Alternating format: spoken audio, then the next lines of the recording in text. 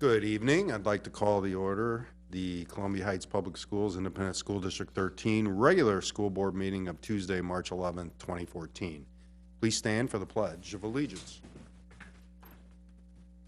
I pledge allegiance to the flag of the United States of America and to the republic for which it stands, one nation, under God, indivisible, with liberty and justice for all. Madam Clerk, call the roll, please. Meyer. Here. Landwehr. Here. Larkin. Here. Bardell. Here. Palmer. Here. Lee. Here. Thank you very much. Columbia Heights Public Schools create worlds of opportunity for every learner in partnership with support of small-town communities by challenging all to discover their talents, unleash their potential, and develop tools for lifelong success. Our core values in the district are community, excellence, collaboration, integrity, respect, courage, and innovation. Next on our agenda is agenda approval, adjustments, announcements, and correspondence.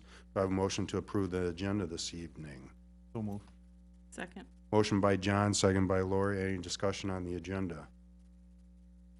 Hearing none, all those in favor say aye. Aye. Opposed? That motion is carried. Announcements. March 17th to 21st, I'm happy to give you an update. We will, in fact, have spring break. March 25th, Tuesday, 7 p.m., regular school board meeting, community room. April 8th, Tuesday, 5 p.m., subcommittee on policy in the superintendent's conference room. And April 8th, Tuesday, 7 p.m. is a regular school board meeting here in the community room. Superintendent Kelly, any correspondence this evening? Mr. Chair, members, there's none at this time. Thank you. Next on our agenda is communication to the board. This time, any citizen or employee may briefly address the school board. The board will listen to brief remarks, ask clarifying questions, and if desired, request that the administration follow up. The board, however, will not take action at this meeting on request presented at the time. Anyone here to speak before the board? All right, seeing none, I think we'll move on. Our consent agenda, which consists of minutes of the February 11th and 25th school board meetings, personnel report, and treasurer's report for January 2014. Do I have a motion on the consent agenda? So moved. Second. Motion by Missy, second by Laura. Discussion on the consent agenda. Hearing none, all those in favor say aye. Aye. Opposed? That motion is carried. Do we have an acknowledgement of contributions? No. All right. So we have no acknowledgements of contributions this evening. All right.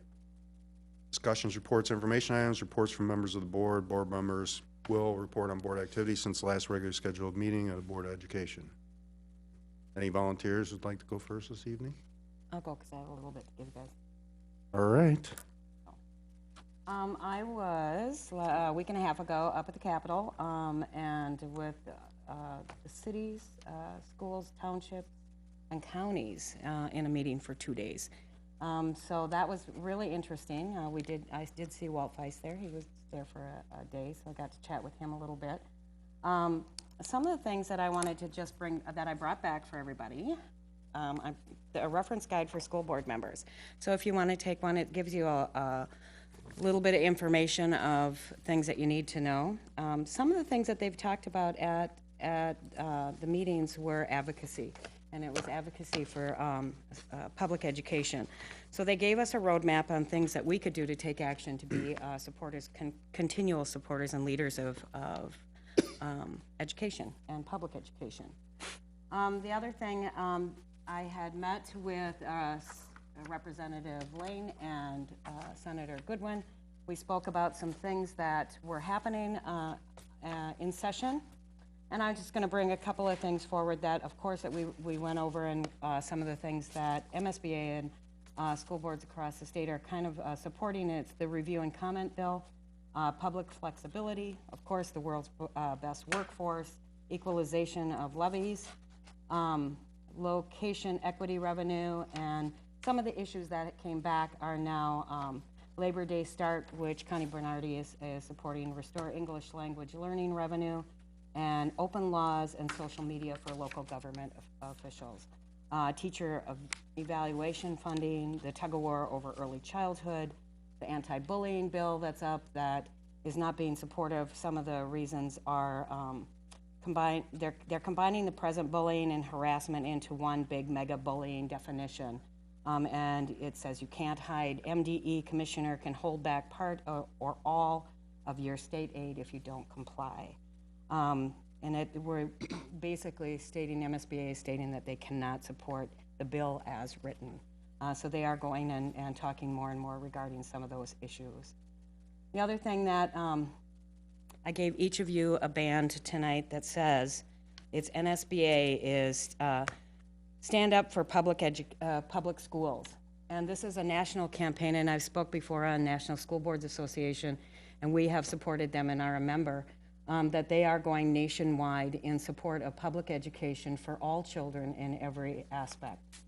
Some of the things that have been brought forward, if you stand up for this publication, this national campaign, you'll be along with 90,000 school board leaders, 13,500 public school districts, 50 million public school students, and over 100 million education family members in one collective voice.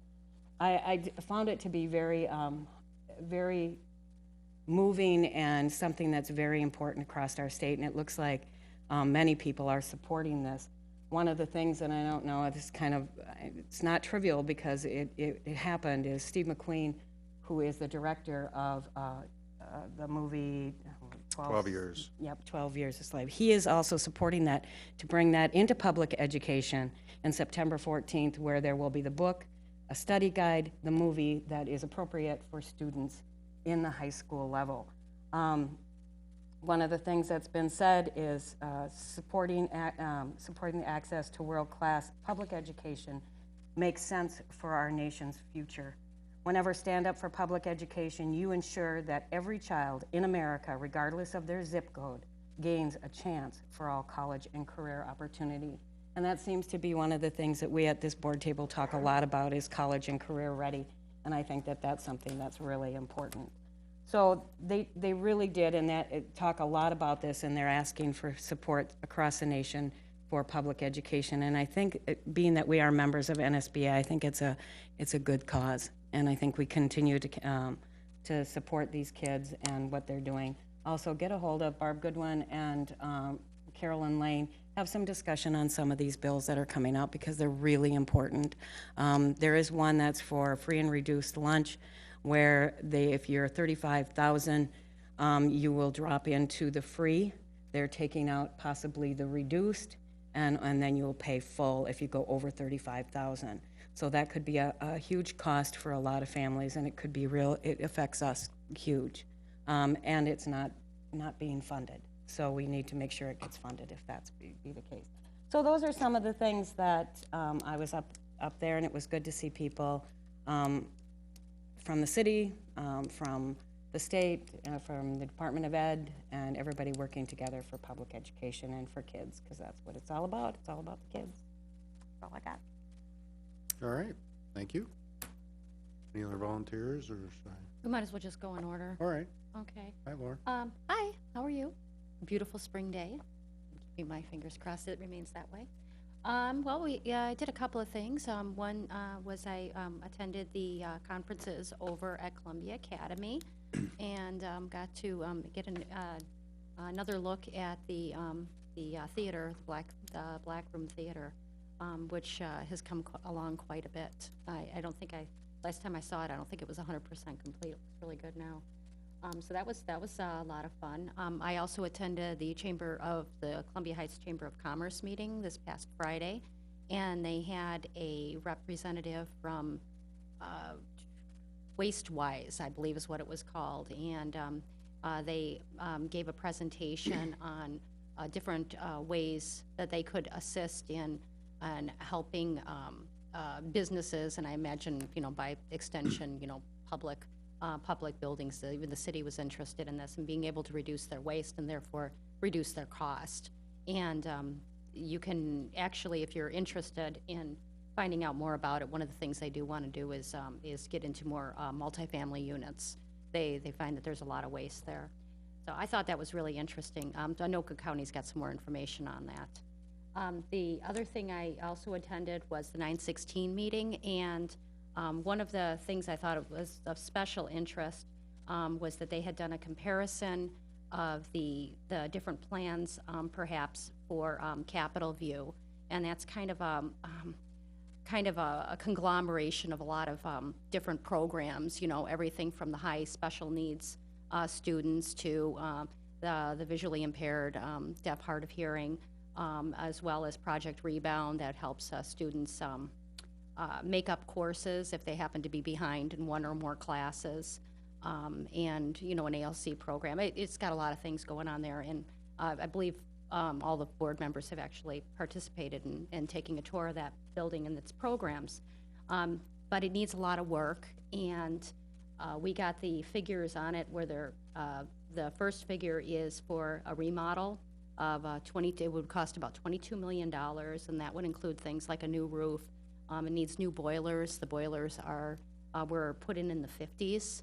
And I guess now to the point where one of them has become parts for the other two, and reclaiming of space in that location. And I guess it's an extraordinarily well-built location, so they'd be looking at not necessarily reconfiguring anything on the inside. They said the walls are just way too strong.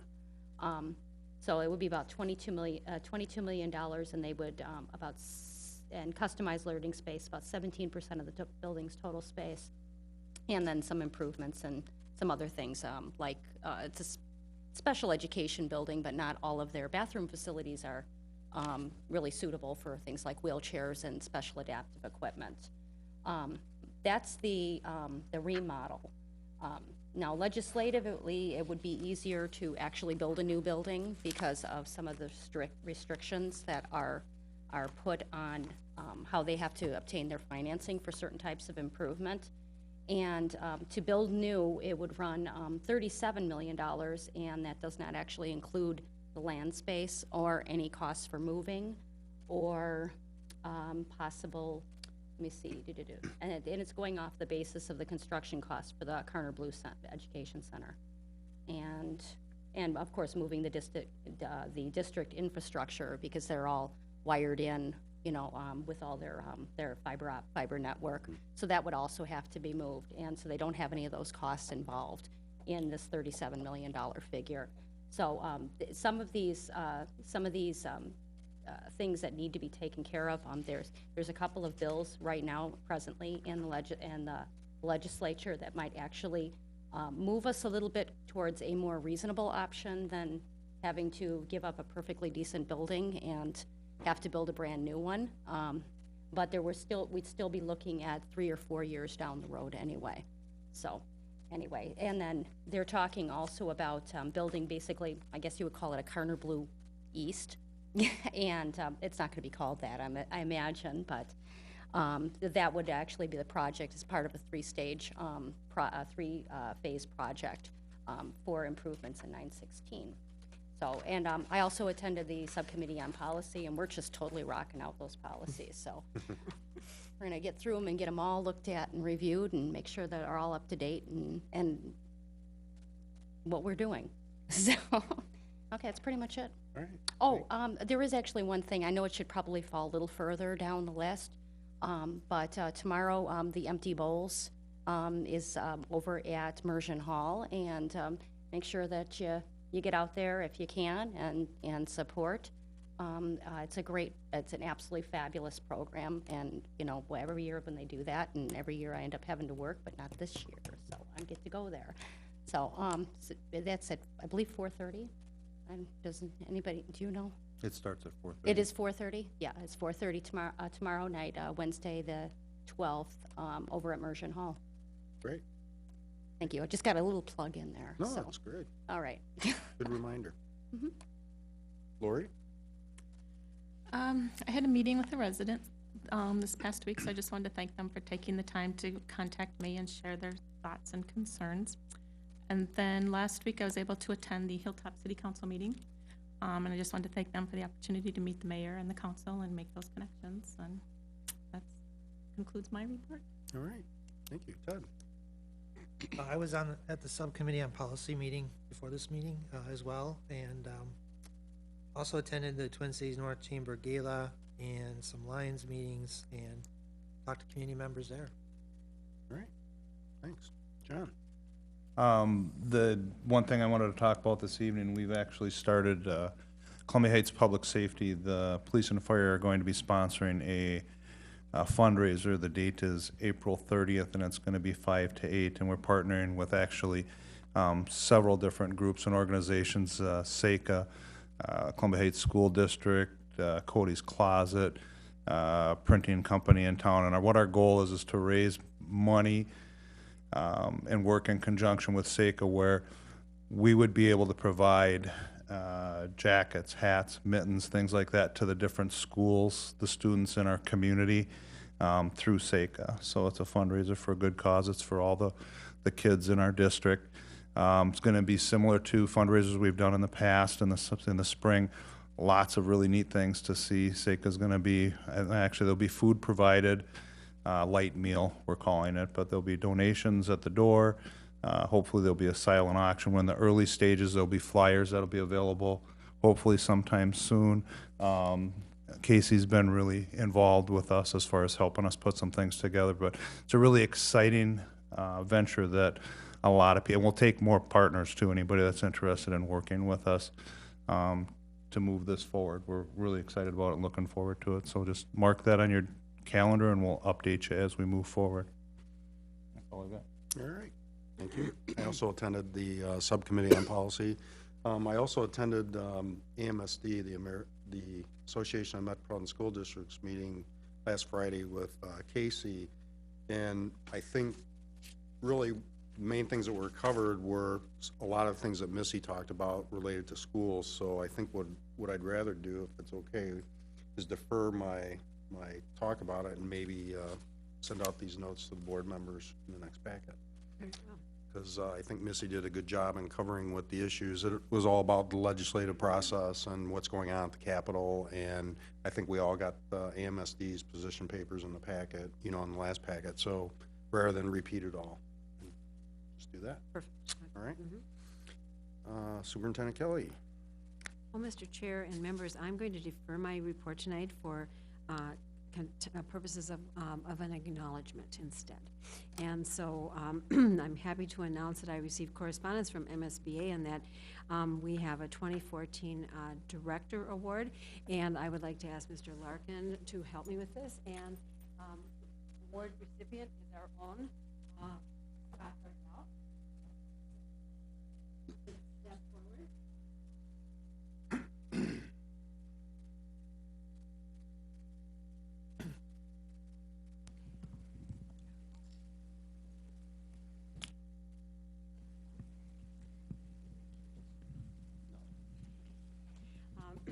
The Minnesota School Boards Association 2014 Directors Award is going to Scott Bardell, who has successfully earned 100 points from MSBA sponsoring trainings to improve individual performance. This was sent to us by the president of MSBA, and there's some words of wisdom from Benjamin Franklin on the certificate as well. If a man empties his purse into his head, no one can take it away from him. An investment in knowledge always pays the best interest. With that, we'd like to deliver this award, and there's also a memento. John? It's a pin that we'll expect you to wear at the next board meeting, and it looks like it's the bell that you would ring. Okay. So. How many Benjamins come with Just the quote. Very good. So there you are. Congratulations, Scott. Thank you. Congratulations, and how about a round of applause?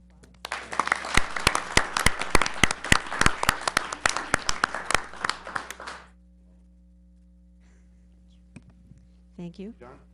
Yeah, well, no, because we have to stand up and shake your hand. So we'll just get Thank you. Thank you, Ted. Thank you, Lori. Thanks again. You can hit that way. Casey doesn't know the drill. It actually does work far better rather than having the straight paper. We're always tripping over each other.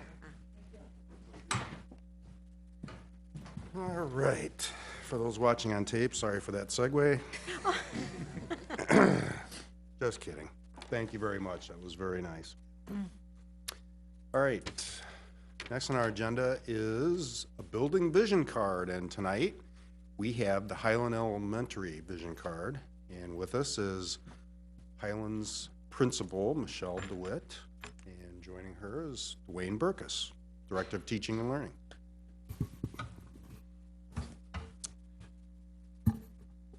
Chair Bardell, Superintendent Kelly, members of the board, it's always my pleasure to be able to introduce the principals when they come to speak about the work that they're doing in their buildings.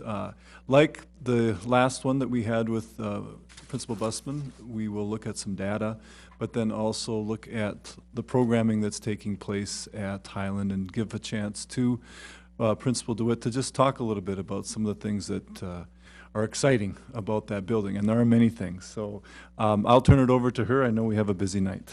All right. Good evening, Chair Bardell, members of the board, Superintendent Kelly. It is my pleasure to be here tonight to share with you the strategic roadmap for Highland Elementary. Okay. Columbia Heights Public Schools create worlds of opportunity for every learner in partnership with supportive small-town communities by challenging all to discover their talents, unleash their potential, and develop tools for lifelong success.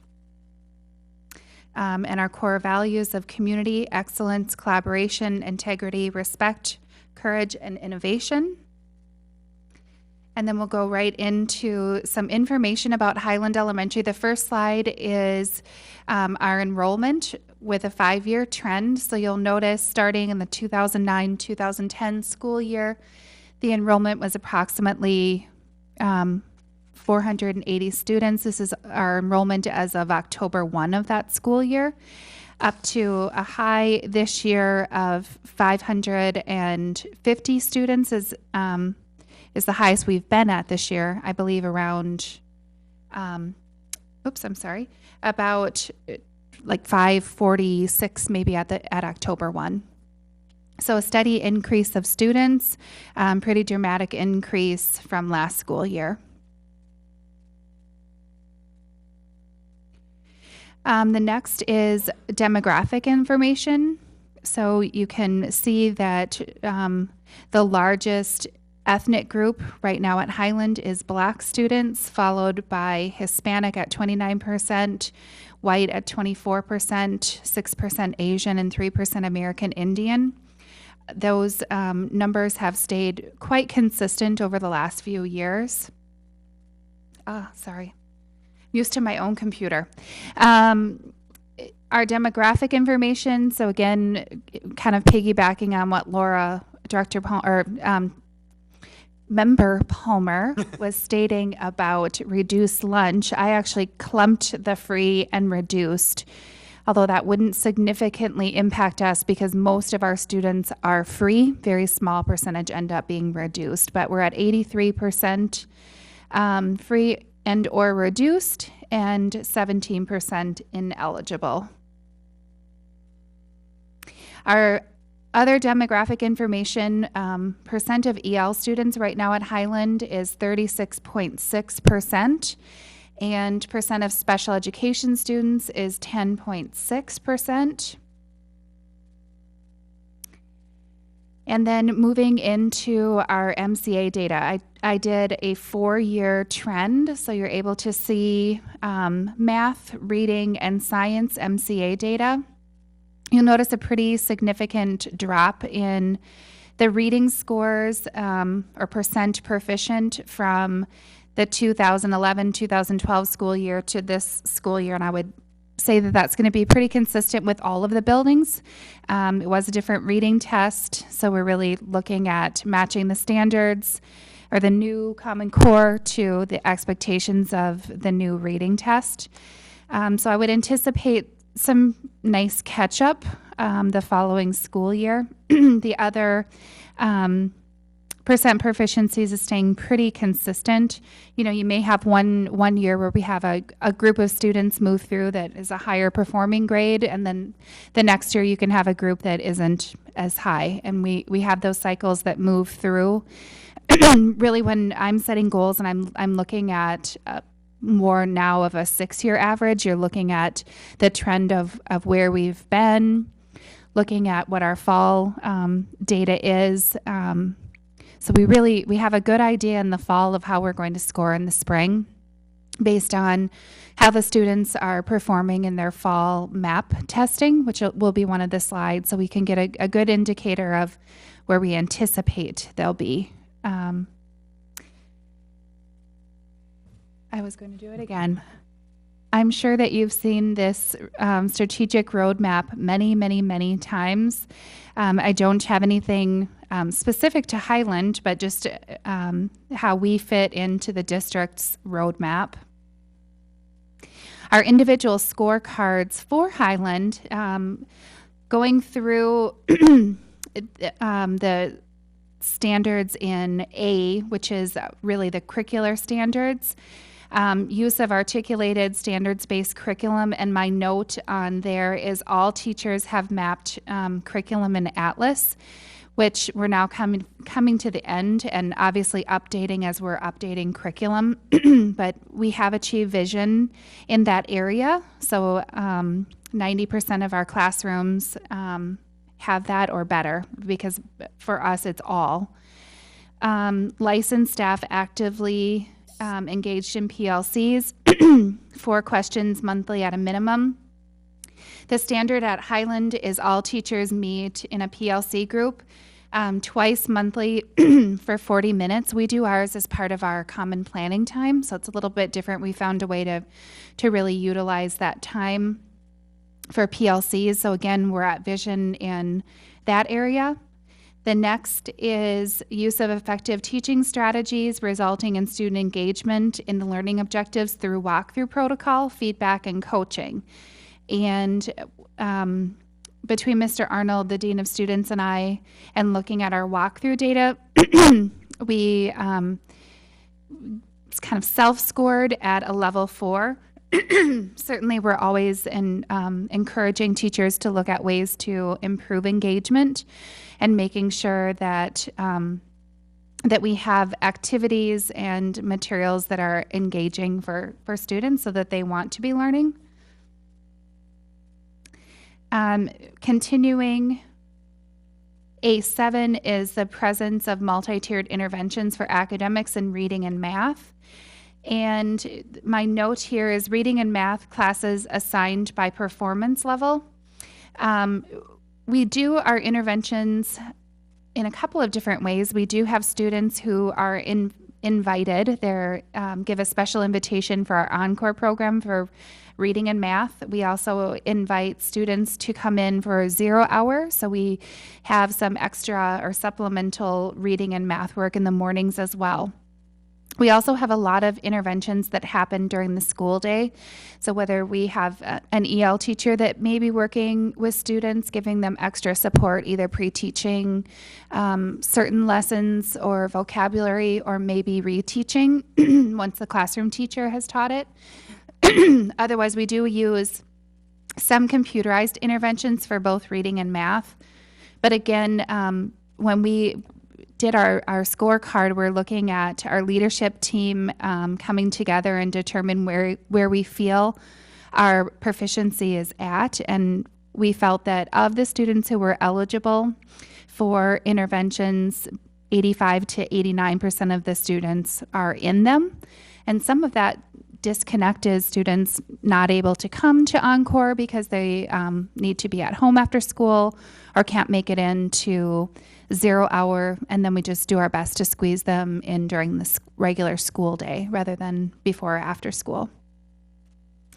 Participation in Encore is very high.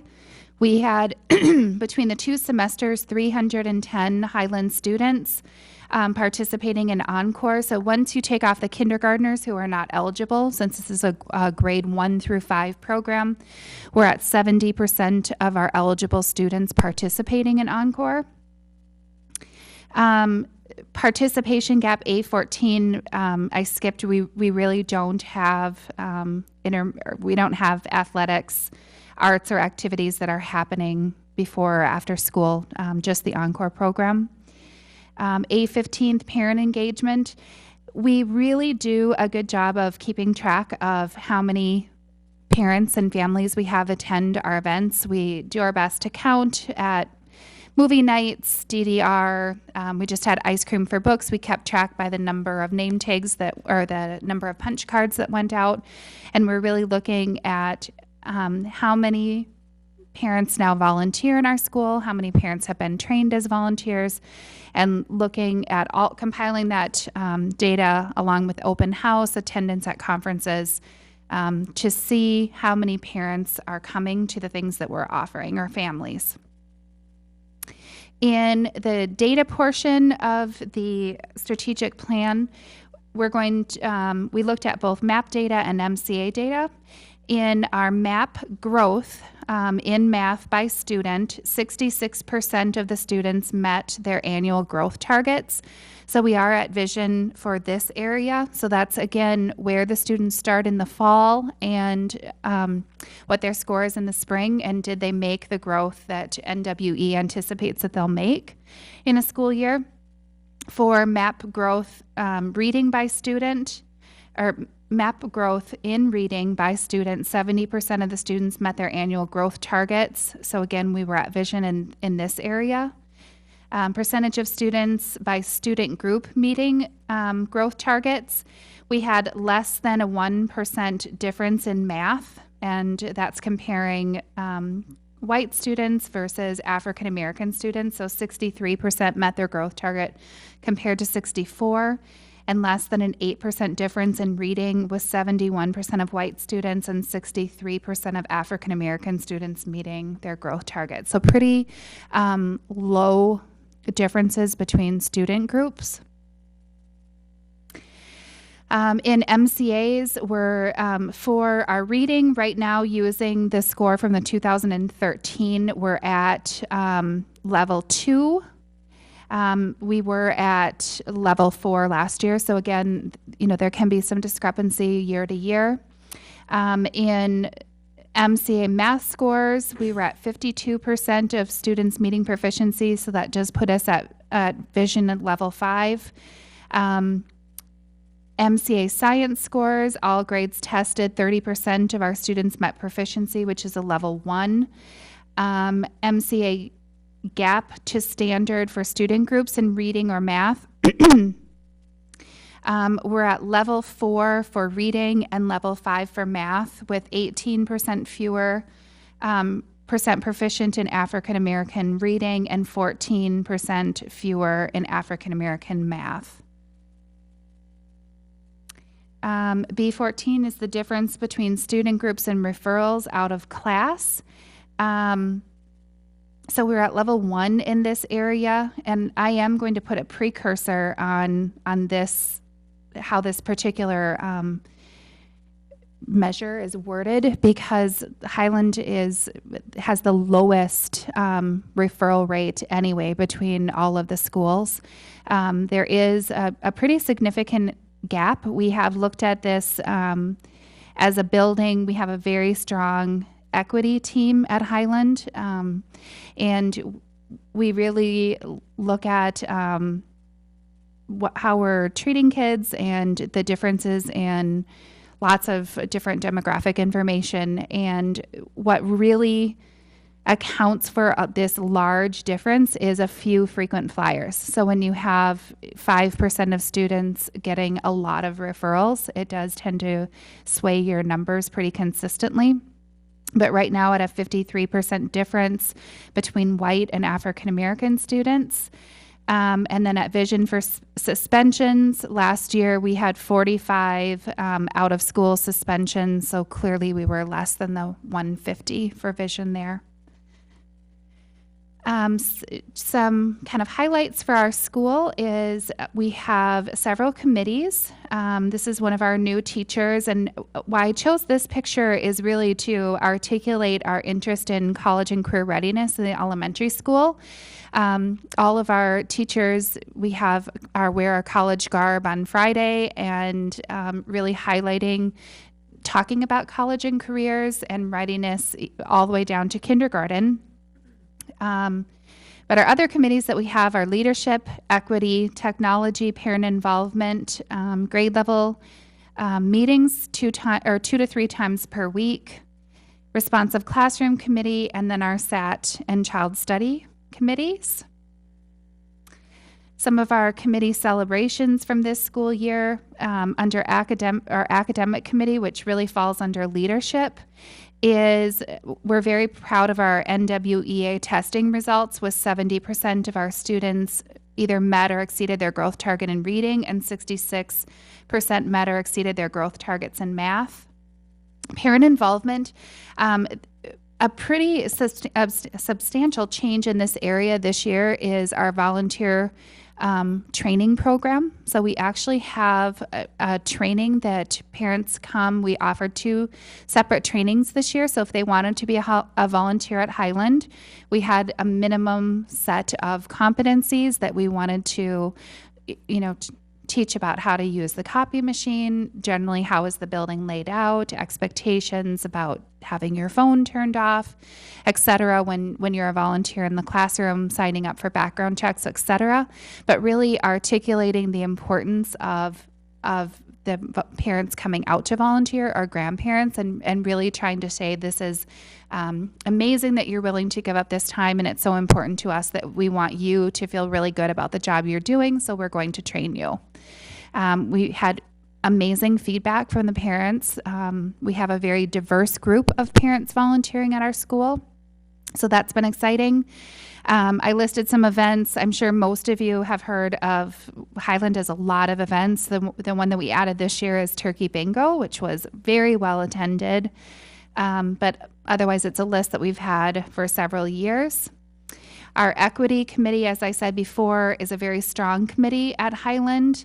The equity team does facilitate 3 staff meetings a year. So they basically run the staff meeting, prepare all of the information, run it in service style so that there's some type of accountability for learning on those days. We're obviously school-wide responsive classroom. We have a strong responsive classroom committee. They facilitate all of our all-school morning meetings, help again with some training at staff meetings, and working with new teachers. And technology committee, really the main goal right now is they help us decide what type of apps we're going to have on our iPads and help manage the systems of that, but then really working with ensuring that every grade level feels that they're getting the support they need to integrate technology into the curriculum. Exciting award for Highland. So a celebration from this year is Joy Belicious was named the State Co-Elementary Art Educator of the Year. So this was Joy and Superintendent Kelly receiving their awards in Duluth this fall. Some committee initiatives that we have through leadership or academic that will continue to work on planning and delivering professional development, supporting our initiatives, so really supporting where our goals. So obviously some that stood out for us was our MCA reading scores, our MCA science scores, and really maintaining, really strong discipline path in the building, ensuring that kids are getting the interventions they need, finding ways to meet the student needs individually. Our parent involvement committee, I talked about just really growing our volunteer program, making sure that parents feel welcomed and have the skills that they need to feel good about the job that they're doing. Equity committee is increasing dialogues around race, reviewing student data on a monthly basis. We have a couple of equity book clubs going on. We've had equity outings where staff are attending different plays or activities, encouraging teachers to attend WeMap. It is free and great information. We have an equity bulletin board in our lounge. We do have lots of courageous conversations about race and really look at data very honestly. From our responsive classroom committee, again, we're really open as a staff of looking at our behavior referrals and, helping new staff out if they're really struggling with individual students or struggling with their class. Today we did our second walkthrough. It's called Responsive Classroom Walkthrough. We do 2 a year. And the focus of today was really a little bit more detailed focus of finding what responsive classroom looks like in every classroom across the building. So that was our staff meeting today. And then the last is technology, which I talked about, integrated technology and the apps that will help us do that. So to our SMART goals for literacy, by spring 2014, so the end of our MCA testing, we won't have the results until sometime in summer, but we're looking at 60% of Highland students will be Tier 1 as measured by CBM. So right in the fall this year, we were at 44%. And then by spring, 60% of Highland's 3rd through 5th grade students will score at the proficient level on the MCA reading test. And spring 2013, we were at 46%. Spring 2012, we were at 80%. So again, What's CBMs? Curriculum-based measurements. So it's a reading fluency that's a really good predictor of how students are going to perform on state tests. And it's quick. We were able to test each student in 3 minutes. In math, our MAP, so the NWEA scores, by spring 2014, 60% or more of first grade students will meet their target score on the MAP math test. By spring 2014, 70% of the 2nd through 5th grade students will meet their math growth target on the MAP test. Last year we were at 66%. And then on the MCA, by spring 2014, 60% of Highland 3rd through 5th graders will score at the proficient level on the MCA math test. And spring 2013, we were at 52%. Again, a very obtainable goal. In science, this is a very difficult area for Highland to progress. We've stayed around that 30 to 38% range consistently. But by spring 2014, 45% of our Highland 5th grade students will score proficient on the MCA science test. Things that we've put in place to really help with this is looking at our alternate days. We have lab every other day in grades 3, 4, and 5. So looking at how the teachers are supplementing on the non-lab days, and also looking at our science really K-5 and making sure that our K through 2 teachers are covering what they need to cover so that we're ready by the time the students are in 3rd grade and have lab, that it's very predictable time. In behavior, a SMART goal for behavior, you'll notice the student in this picture is holding up a certificate. We started last year, Student of the Month. It's a wonderful program. The kids really get a kick out of getting their certificate. They're recognized school-wide. We take photos of the whole group and then post them in the building for the entire school year. So it has been very well received by students and parents. And we select 2 students per classroom per month. So our goal is to try to recognize as many students as we can in the school. By June 2014, the number of students sent to Time to Think will decrease by 5%.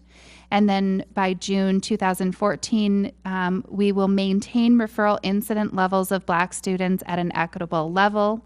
Last year, they were at 53%. So again, we're looking at percent of students enrolled and percent of referrals to keep it equitable. And then just some fun photos of either the very end of last year or this year. The photo in the upper left-hand corner was actually from our World Culture Day last spring. We had a World Culture Day at Highland, and we had parents that participated. We partnered with the Minnesota International Center. We also had many students who participated. The photo in the upper middle is obviously a former Highland student and a former Columbia Heights graduate that donated books to our library. So she donated in honor of her mother passing away this school year. The long photo on the right-hand side is Kim Harper, one of our kindergarten teachers, and this was at kindergarten graduation. And then the two photos on the bottom left-hand side is a student showing how our kindergartners are very proficient using the Promethean boards. They use it for every academic subject. So this is a student doing the calendar. The teachers really aren't leading the calendar. The students are actually going up and doing it all, and they're changing things on the board. They know how to operate them very proficiently. And then most exciting bottom center is teacher Rhonda Lingen. It was an EL teacher at Highland and is now our Spanish teacher. So really highlighting the job that she's doing, an amazing work in our school. And that just shows that some days she comes dressed in a costume as well. Director Burkus, anything to add? No, not at all. That was wonderful. Thank you. Any questions for Principal DeWitt? Questions, comments? Sounds like lots of good things are happening over there. Yeah, Ted. One comment I want to make was, are you able to get parents involved in the learning aspect of the students, day? There's software out there that can help do that, but I noticed that it's great to have parents in the schools volunteering and having connection with the school, but the research, I think, shows that if we can go beyond that and actually get them into the day-to-day learning, that's very effective. I agree. I participated in part of REACH, the program that's been around the district and is now coming back around again. And some of the pieces of REACH really highlight the importance of working with your children at home, and some of the areas, some small things that you can do at home that really make a big difference. We also do that on a much smaller scale. We target certain groups of people to come in. For example, I believe every school in Columbia Heights has EL Family Night.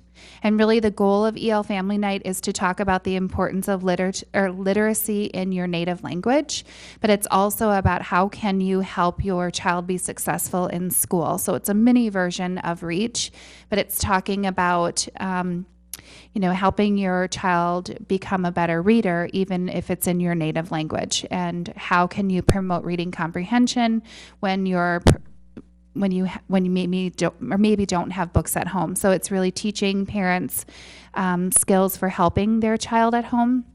We have a component of this in all of our conferences. So it's really highlighting how can parents support the education of their individual child at home.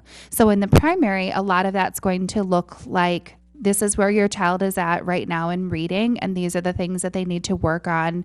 And then it's the partnership of this piece of paper or this material comes home every evening, and this is the expectation for supporting it at home. And sometimes we have families with very specific materials that we're providing them really do a nice job of helping us ensure that the child has opportunities to practice at home. We also have had specific nights this year where we've been supported through some mini grants through district parent involvement.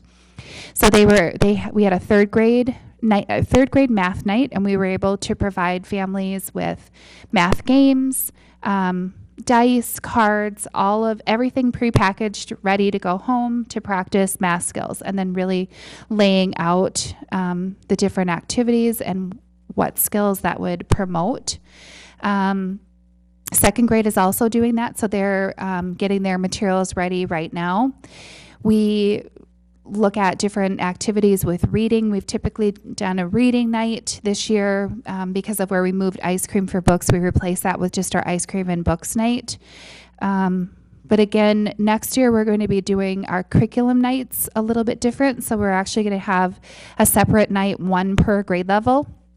And the idea is to do it along the same lines as our EL family night, but it's really talking to the parents about what can you specifically do at this grade level to help your child be more successful, or the partnership at home. That's huge, thank you. Yeah, Laura. Oh, I just want to add to that as well. At the conferences, you'll also get a sheet or maybe a couple of pages where they'll give you some things that you can do with your kids without even just sitting down, and talking to them. Counting steps, doing different types of activities, little games as you go. It's games as you go, basically. And so, I find some kind of fun stuff in there to do with the kids. So, with my youngest one anyway. But. And I know the teachers try to put things, just like Laura was saying, in the newsletters. I really ask them to keep parents informed of A, what's going on in school, but B, how can they support what's going on in school. And since we're doing weekly newsletters, it's just a great way to communicate the activities to parents. I just want to congratulate you too on I think there was an article in our packet about the Spanish learning in kindergarten, so that's really great. Thank Seems you. like it's working well. It is. It's a great program. All right. Well, thanks Thank for you. sharing your vision card tonight. All right. We have an update this evening from Kristen Stunkel and Bonnie Lohman on the Schoolyard Garden Conference in Blooming Heights. Good evening, Chair Bardell, members of the school board, Superintendent Kelly. It's my pleasure this evening to be able to give you the update about Blooming Heights Edible Schoolyard. We're entering our 5th growing season, which is very exciting. And this evening, I'd like to introduce Bonnie Lohman, who is our district-wide garden specialist. And she will be sharing briefly with you all some of the programs, some of the activities and ways that she's making curricular connections throughout our district. We always preface everything that we do based on our mission statement and also our core values. I think that Blooming Heights really is a great example of some of the values of community, collaboration, and innovation, and I think that you'll hear that throughout our presentation this evening.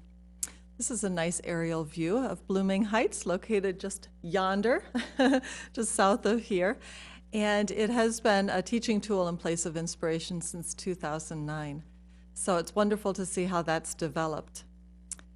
In addition to giving an update about some of the programming with Blooming Heights, I wanted to mention that Bonnie and I were able to present at the 2nd annual Minnesota Schoolyard Garden Conference on February 28th. And that was at the Minnesota Landscape Arboretum.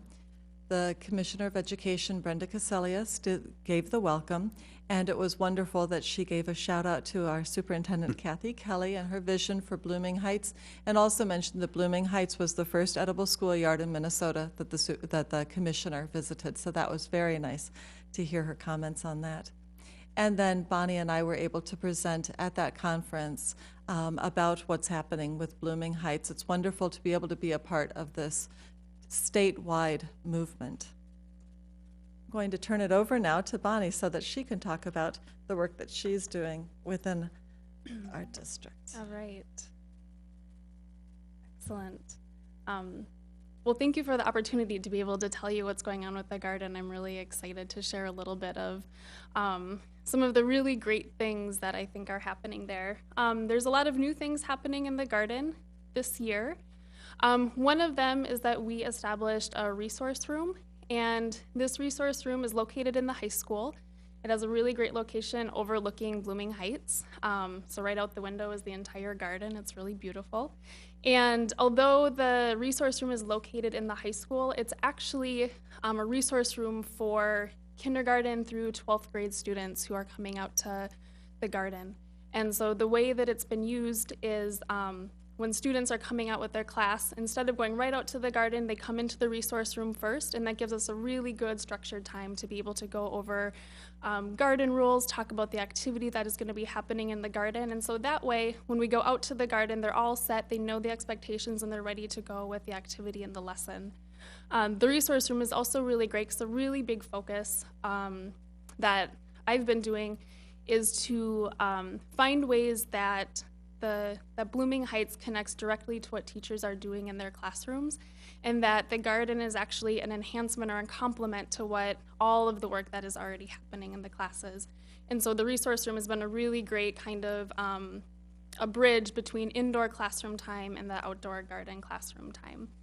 So I'm going to go through just a couple of the different curricular connections that we've been making with Blooming Heights and the schools across the district. So I have, what I have here are just some of the highlights, some of the things that I think are really exciting, but it's definitely not an exhaustive list. There's all sorts of really, really fun things happening with the garden. But I'll start with the elementary level.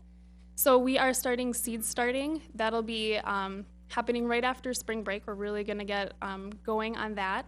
And it's happening kindergarten through 5th grade and a little bit in each of the 3 elementary schools. The thing that's really great about this is that most teachers are incorporating it right into their classes. So for example, the kindergarten classes at Valley View are doing the seed starting as part of a science unit on plants that they're doing. 5th graders in, second graders at North Park, also they have a big plant science unit, and so starting the seeds is incorporated right into what they're already going to be doing in their class there. A project that I'm really excited about that's happening with a Highland 3rd grade class is a My Plate project, and this one is really interesting because it's connected to their health class, their math class, and their language arts class. And the project is the 3rd grade classes will be creating a garden. They'll be adopting one of the garden beds and turning it into like a visual representation of the USDA My Plate. And so they'll be working with the 5th grade class to actually figure out the exact proportions of the garden and how many things can be planted in each section. And so that's really exciting. And then from that, they'll be growing some salad greens to have at their 3rd grade picnic at the end of the year. So that's a really fun project. The students are already really excited about it. And they have to eat them, right? And yes, and they will eat them. That is the best thing about kids growing their own food is they will eat anything that they grow. It's so fun. And then 3rd graders in North Park are doing a really, really incredible project-based learning unit on garden design. And they are taking the design process all the way from the very beginning, thinking about what types of plants grow in Minnesota, what they can plant, what the garden needs to look like, the different aspects of the garden, using some pretty sophisticated online tools to plan it and map it out, talking to different professionals. So that's a really, really excellent project that they have going on there. In the middle school, there's some really fun things happening too. The media arts class is doing a logo design for Blooming Heights, so be on the lookout later on this spring for a new Blooming Heights logo. The students will be completely in charge of designing it, and then they will have, they'll vote on it in their class and come up with the final design. So that's really exciting. Another cool project at the middle school is with the language arts. They are going to be creating a poetry garden. One of the classes, or actually a number of the classes, I want to say it's 7th grade, but they do a poetry unit in the spring, and so they're going to be coming up to the garden, writing garden and nature-inspired poems. But then they'll be taking their poetry and making signs for them and placing them in the garden and having it be a poetry garden bed. So that'll be really cool to be able to display the students' work that way. And seed starting is also happening in the middle school, and that's going to be in the science class, and that'll be embedded right into an ecology unit that the science students have in the spring. The high school tech ed department is an amazing partner in the garden this year. They are going to be so busy building compost bins, trellises, and cold frames for the garden. The trellises will be so that we can practice doing different types of vertical gardening, and the cold frames will help us extend the season in the spring and the fall. So I met with the teacher and kind of gave him an idea of what I was thinking, and then the students are going to be completely responsible for the design and build of all of those things. The really cool thing about that, I think, is then it's something that's like a semi-permanent feature in the garden to really display the work that they're doing. And I have a feeling it's going to be really beautiful, so it'll be admired by the students, the families, and the community who comes to Blooming Heights, so I'm really excited about that. And just like in the middle school and elementary school, seed starting is also happening in the high school. In the environmental science class, it's going to be connected to a unit that they're doing on climate change. And special education classes in the high school have also been really involved in doing seed starting, and that's part of the life skills class and also part of mini lessons that they have in their life science classes. So in addition to elementary, middle, and high school, early childhood is also involved in the garden. We had a really great family night this past fall where families came out and they did a scavenger hunt and were able to harvest a number of different things from the garden and eat some fresh carrots and beets and that type of stuff. We also did a healthy eating and harvesting with the kids during the school day. They did some art projects, read a number of books, and were able to harvest things right out of the garden too. Encore at Highland, there is a class this session that is happening that's Native American cultures, I think, and they are going to be designing and planting a Three Sisters garden. And so Three Sisters is a really traditional Native American garden design. So you can look forward to that in the garden this spring too. And then, of course, Summer Adventure Club, which without them, the garden would be really hard to keep going in the summertime. They're really instrumental to working, just keeping the garden up. So we do a weekly farmers market with them over at Crestview. The students are totally responsible for doing the harvesting, the cleaning, the prep, all the pricing, and then selling the produce. And they have a really great time doing that. We also do gardening activities, so that can be anything from the maintenance type stuff, the watering, the weeding, and that kind of stuff, but also do a lot of different arts and crafts types activities. And then we do weekly cooking classes, and so it's because of these cooking classes that I know that no matter what you are making, if the students have grown it and they have cooked it, they will definitely eat it. I had kids eating radish sandwiches and currants right off of the bush, so all sorts of things. Anyway, so that's just a really quick overview of some of the stuff that we have going on. Like I said, not an exhaustive list. We have a lot of things happening, and now that the weather is getting warmer, I'm getting more and more calls from teachers about how they can get out into the garden this spring. So with that, I definitely welcome any questions that you have. Yeah. I just have one. Are we thinking about expanding? It seems like everybody wants to build their own garden in there. Or do we have enough room? You want to briefly mention about North Park? Yeah, so North Park is actually wanting to create a garden up at their school. And part of that is because, space in Blooming Heights and also proximity for them. And so they are going to be creating a garden in the courtyard that they have there, which will be really great because they, they're a little bit limited in what they're able to do just because, transportation down to Blooming Heights. And so I'm working really closely. Actually, the third grade team there is designing the courtyard and working really closely with the principal there and some of the teachers on getting that going. And then as far as, Blooming Heights, I don't know, maybe potentially, I don't know, but right now it's big enough for what we're trying to do. I would just like to say that I was over at North Park today, and in that team that was doing SketchUp, and they actually use SketchUp as well as some of the folks that I've seen come in and present with that designing. It's going to be a wonderful competition to see what really winds up over there. And then I just have to get my 2 cents worth in that I, of course, would love to see us have a farm to school initiative, and we're going to pursue that and maybe add a little bit to the orchard.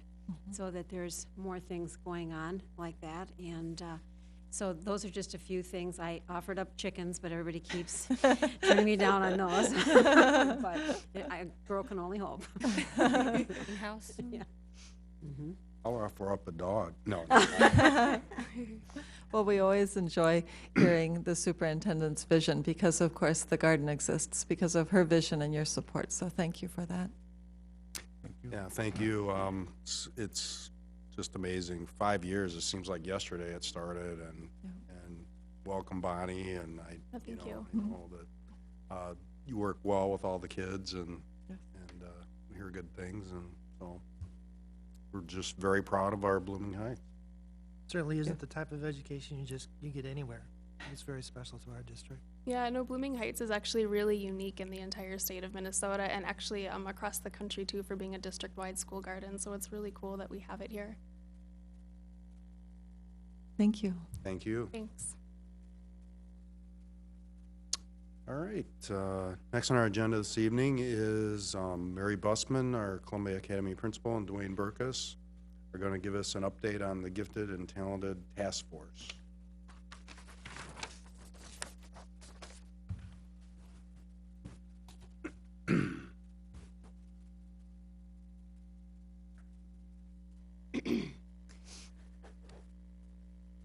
Good evening, Chair Bardell, members of the board, Superintendent Kelly.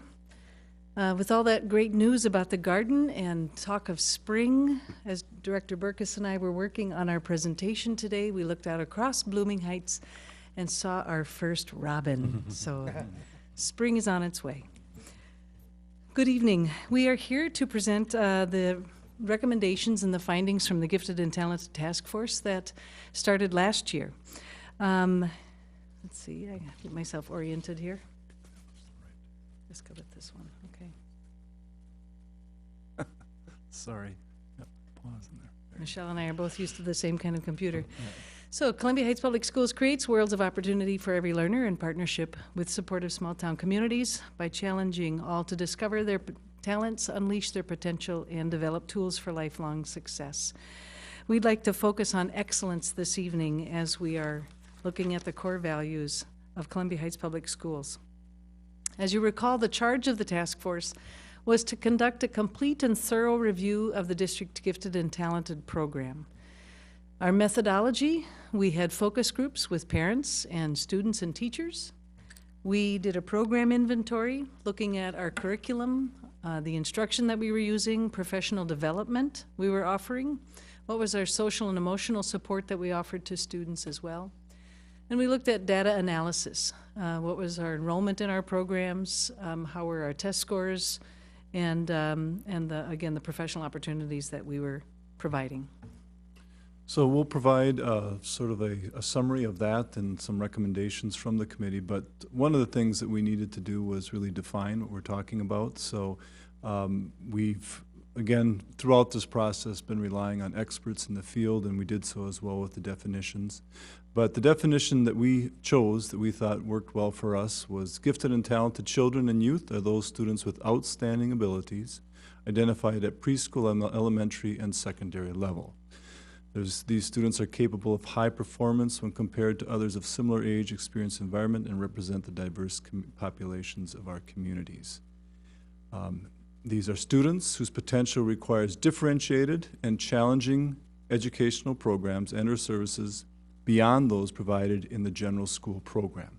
So we're talking about kids on the far end of the spectrum in terms of their abilities. Students capable of high performance include those with demonstrated achievement or potential ability in any one or more of the following areas. So general intellect, specific academic subjects, creativity, leadership, and visual and performing arts. And that comes from the Minnesota Council for Gifted and Talented. In addition to that, though, we do know that it's not clear always exactly where those lines are, and we felt it was necessary for us also to talk about what we have termed high potential. This is a term that is often used in the field as well. And by those students, we mean students who are at high levels of achievement, top 20%, and what distinguishes them is that through sustained effort in one or more domains, that they are in that top 20. So these are students who, with support, will be able to develop the capacity to be successful at a high level. And we developed program philosophy statements. We felt like before we could really move forward, we needed to stand behind something, and together we wrote these program philosophy statements. The first is giftedness and talent exist across gender, race, language, and socioeconomic status and develops in dynamic ways throughout one's life. Therefore, it is our desire that the diversity of our students is evident in those receiving gifted, talented, and high potential services. The Columbia Heights Public Schools mission statement commits us to provide worlds of opportunities for every learner.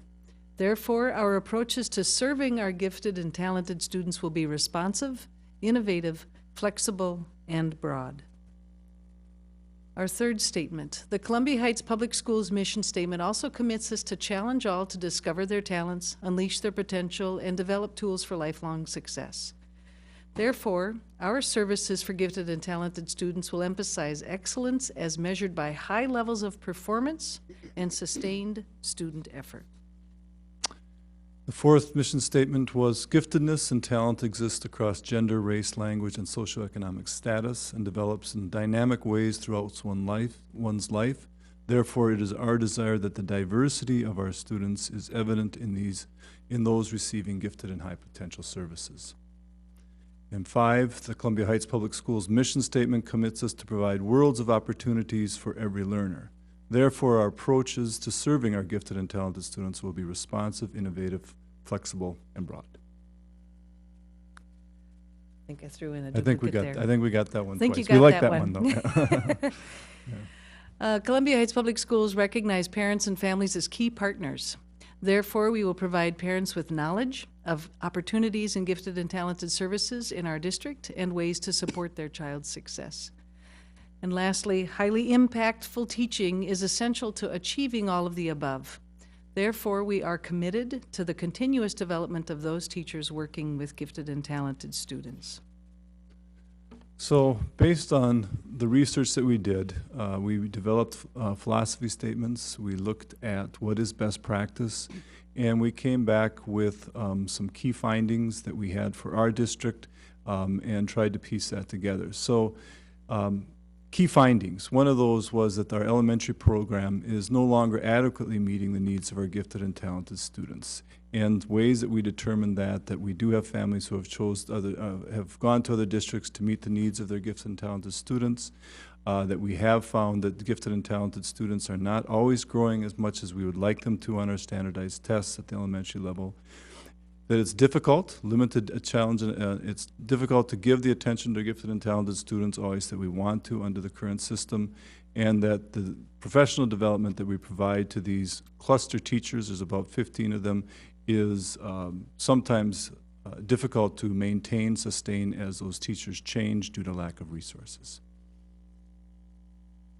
Our secondary program is no longer adequately meeting the needs of our gifted and talented students. The key indicators that we found were the gifted and talented students currently are not specifically identified at the secondary level. Our pre-AP and AP classes don't exclusively serve gifted and talented students. There's limited social and emotional support, and there's limited use of independent projects and mentorship for our highly gifted and talented students. So our recommendations are that we do some restructuring, and some of that to take place, as Principal Buss will talk about sooner, others later. But that one of the things that we do begin to think about is how are we going to provide superior learning opportunities to our gifted and talented students? What do we need to change to do that? And one way we know that that will be attained is through retaining and attracting the best possible teachers for gifted and talented students that we can find. Our key elementary recommendations: to recommit efforts for gifted students in the following areas. To recommit our efforts to student identification, to mentorship, providing social emotional support, independent learning plans, independent studies, and after-school activities.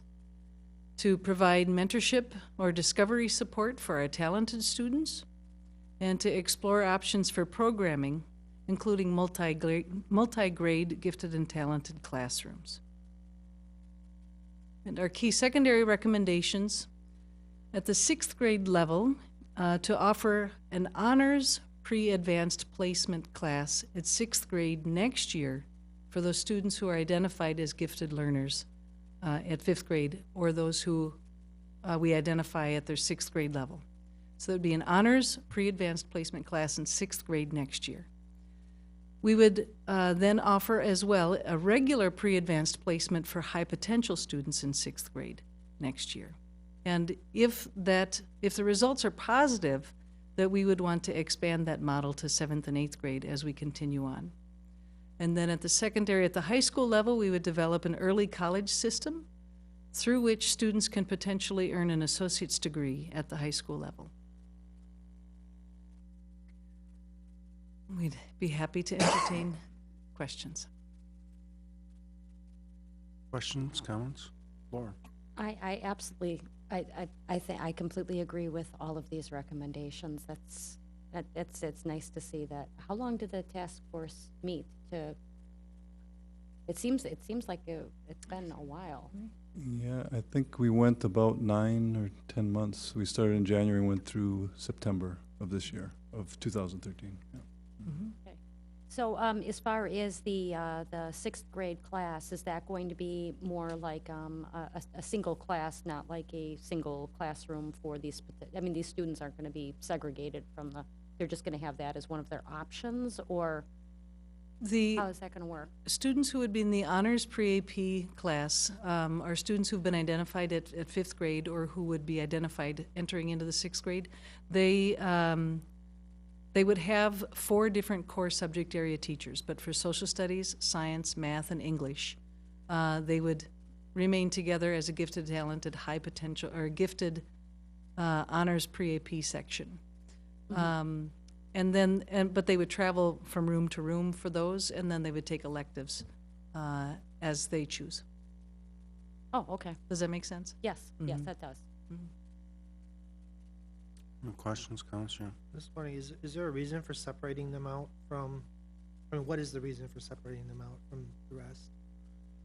I think one of the big things that we really learned in the research that we did, and we did bring in several different local experts in the field, and it was that when you're dealing with students who are at that, truly at that far end of the spectrum, that in much the same way that when you're dealing with kids at the other end who have lots and lots of needs, that there's really important that there be specialized services, that they, to really thrive, to really go as far and as fast as they can potentially, that one of the best things that you can do for those students is to provide them with opportunities to be with their peers and to really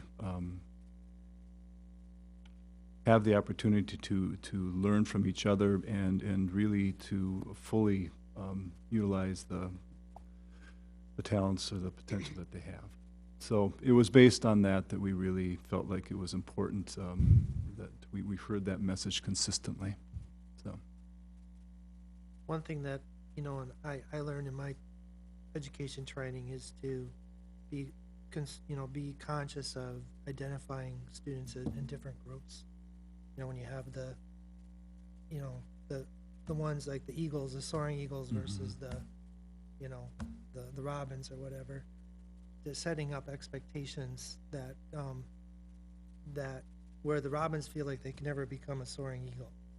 And so that's why I asked that question, and I just want to comment that hopefully our gifted and talented program is one that all students can feel like they can, you know, if they are in that level, that they take advantage of.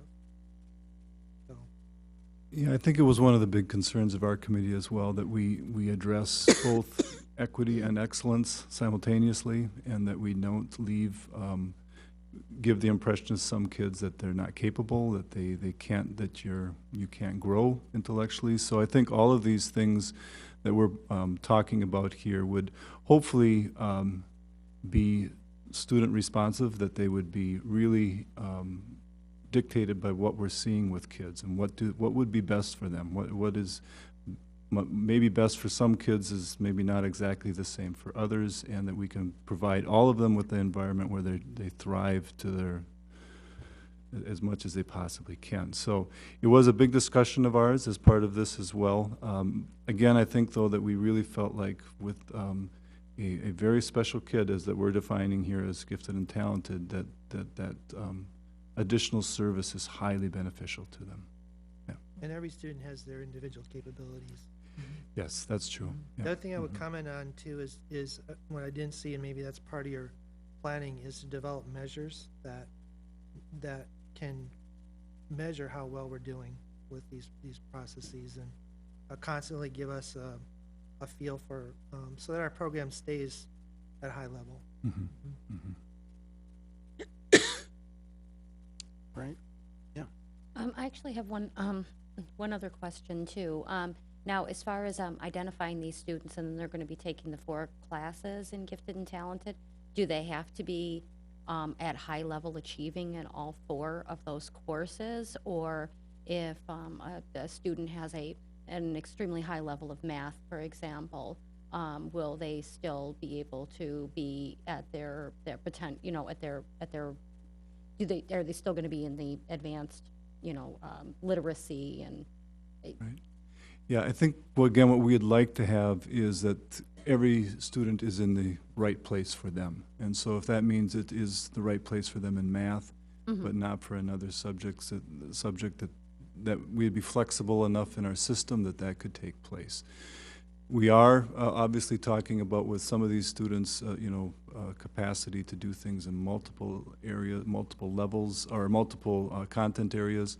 But there are those students who are, highly gifted in one, and we would like them to be able to access these really high-powered classes in terms of acceleration and what they're doing with their peers based on where their test scores would show them. So we'll be looking at a number of different testing, a number of different tests, including in 5th grade, the COGAT and the NNAT, which are used to identify students like that. But we'd also be using our MAP testing, which measures math and reading, as well as our MCAs, which do the same. So it would be multiple measures, and then on top of that, a committee of people, including the principal, our gifted and talented coordinator, and any of the teachers that we feel like are important for that meeting as a team to decide what would be best. Okay, thanks. My question is, we obviously have a plan. Do we have the resources to implement it? Well, I think some of the proposals that we came back with are more expensive than others, and I think those are more of a challenge for a small district. We would like to, start, I think, small and see where we see things working very well and expand on those. I think the secondary program or the middle school program that we're describing here is not very expensive to add, although there is some cost there. Some of the other proposals, though, would have a higher price tag for them. Yes. Mm-hmm. Which I think emphasizes the point for the need for more gifted and talented funding Mm-hmm. throughout the state. Yeah. Is there a timeline for kind of your phasing in, or how are you going to implement these recommendations? Well, we'd like to start in the fall with the measures that we talked about as far as the 6th graders, and then the work for the following year after that, move into 7th and 8th. But in addition to that, we would like to be working very hard on the early college system to try and get that in place as soon as we can. It's not entirely clear to us. That depends somewhat on our agreements with the college that we would work with, and some of the courses that we have to develop. So there is some groundwork that have to be done. I think we'd like to be in a really strong place a year from this fall with that as well. Elementary, well, things, an example of a more expensive idea would be a multi-grade gifted and talented classroom, but some of those things where we're talking about really helping kids with independent projects and mentoring and staff development for teachers is something we can start on immediately this summer. So I think that emphasis on the staff development, the professional development over the summertime, also expanding the personalized learning initiative. Some of that is already happening at the secondary level, also at the elementary level. So how do we really target that to our gifted students and to the cluster classrooms? And so really looking at professional development opportunities this summer and expanding our understanding and our learning of what the potential is for teachers and students. Yeah. Is there something in place if in fact we have kids that were maybe higher achieving, gifted, talented, and because of where we've been or how we've gone have maybe fallen lower? Is there some, are you going to go back and look at 9th and 10th graders, and is there some testing method or measuring method to maybe, if this honor pre-AP comes into place in other classroom or other grade levels? You talked about 7th and 8th grade the next year. I mean, I don't know if it would roll to the high school as well, but are you gonna go back and, is there a measurement for maybe an 8th grader that's going into 9th grade that was maybe that borderline achiever, pre-AP, maybe not quite the honor, but for whatever reason, they have the opportunity. Are they gonna have the opportunity to work? Are we gonna be looking for those kids too, to move them back up if in fact that's there? Yeah, I think that would be, again, our goal on this would be to be able to identify on a regular basis where the best place is for each student. And we know with some gifted and talented students that, you know, underachieving is a pretty common thing, that they don't really show their full potential. So it can be hidden. It's something we need to look for. Kids that are on that borderline that maybe have made progress. So it's something we'll have to continue to be looking carefully at students and really trying to get sometimes beyond, because there are those students who it can be hidden. You know, they may have incredible math skills, but they're not applying themselves. And so the giftedness is there, but the effort isn't there. Or, you know, you do have those students who are sort of seem to go in and out of that borderline. I think recognizing that intelligence grows, that it's not static, that it's not something that's always the same, and so we can't just identify in 2nd grade and forget about it. Right. We have to keep going back and looking for how kids are developing and changing over time. Okay, and that's kind of my question. I mean, you talked about some of the tests that you might utilize in the 5th grade level to move forward, but are there 7th, 8th, 6th, 9th, 10th grade kids that, you know, if they were somehow tested again, would they be at that point where they've maybe come up further, or is there another way that you're already seeing how they're doing? Is it their grades in their classes that you're looking at now, or? The Colgate go up. Well, I think we'd still be looking at test scores in addition to grades. Sometimes grades are a great indicator usually of effort, sometimes not as great an indicator of capabilities. So we would continue to look at test scores. We do continue to give tests throughout the high school years that we can look at. We do hope, I guess, that more and more of our kids will choose to enroll in rigorous courses, and I think oftentimes, you know, that is where that'll come out. You will see kids catch on to things or be able to do things that surprise people, and we need to be able to make note of that and be able to, again, find kids through multiple measures, including those tests that we continue to give,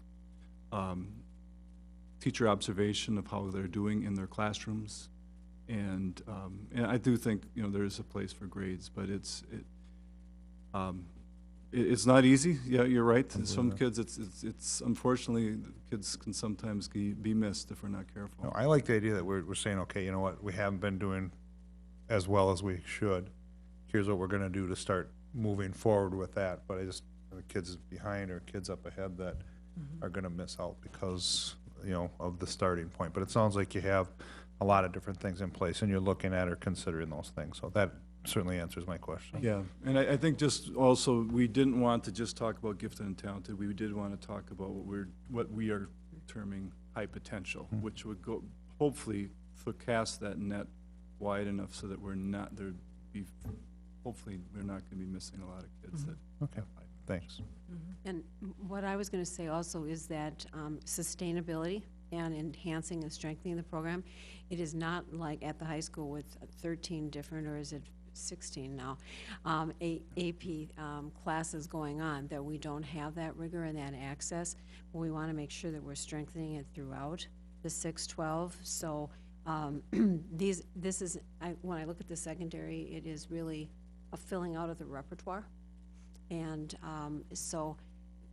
in addition, I want to go back to that early college piece, because that will be something that will be, hopefully, if we can come to agreement between the legislature and the MNSCU system, something that kids can really fly and soar at the high school level.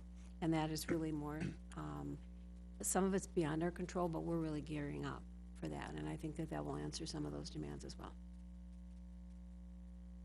Yeah, that really, it really emphasizes the point too that, as I looked at research for gifted and talented, for my students, my daughters, that there's needs throughout their entire school career for gifted and talented. The support, socially, emotionally, is they're definitely there, and it's different than other students that, and so we need to be addressing those throughout the school, their school career. All right. Thanks for the update. Thank you. Thank you. All right, next, aligning technology to career and college readiness pathways. Plan for learning and operational excellence, career pathways. I'd just like to start us out as Brian joins Dwayne over there, to say that I think, as all of you know at the board level, that we are really focusing on post-secondary success for our learners.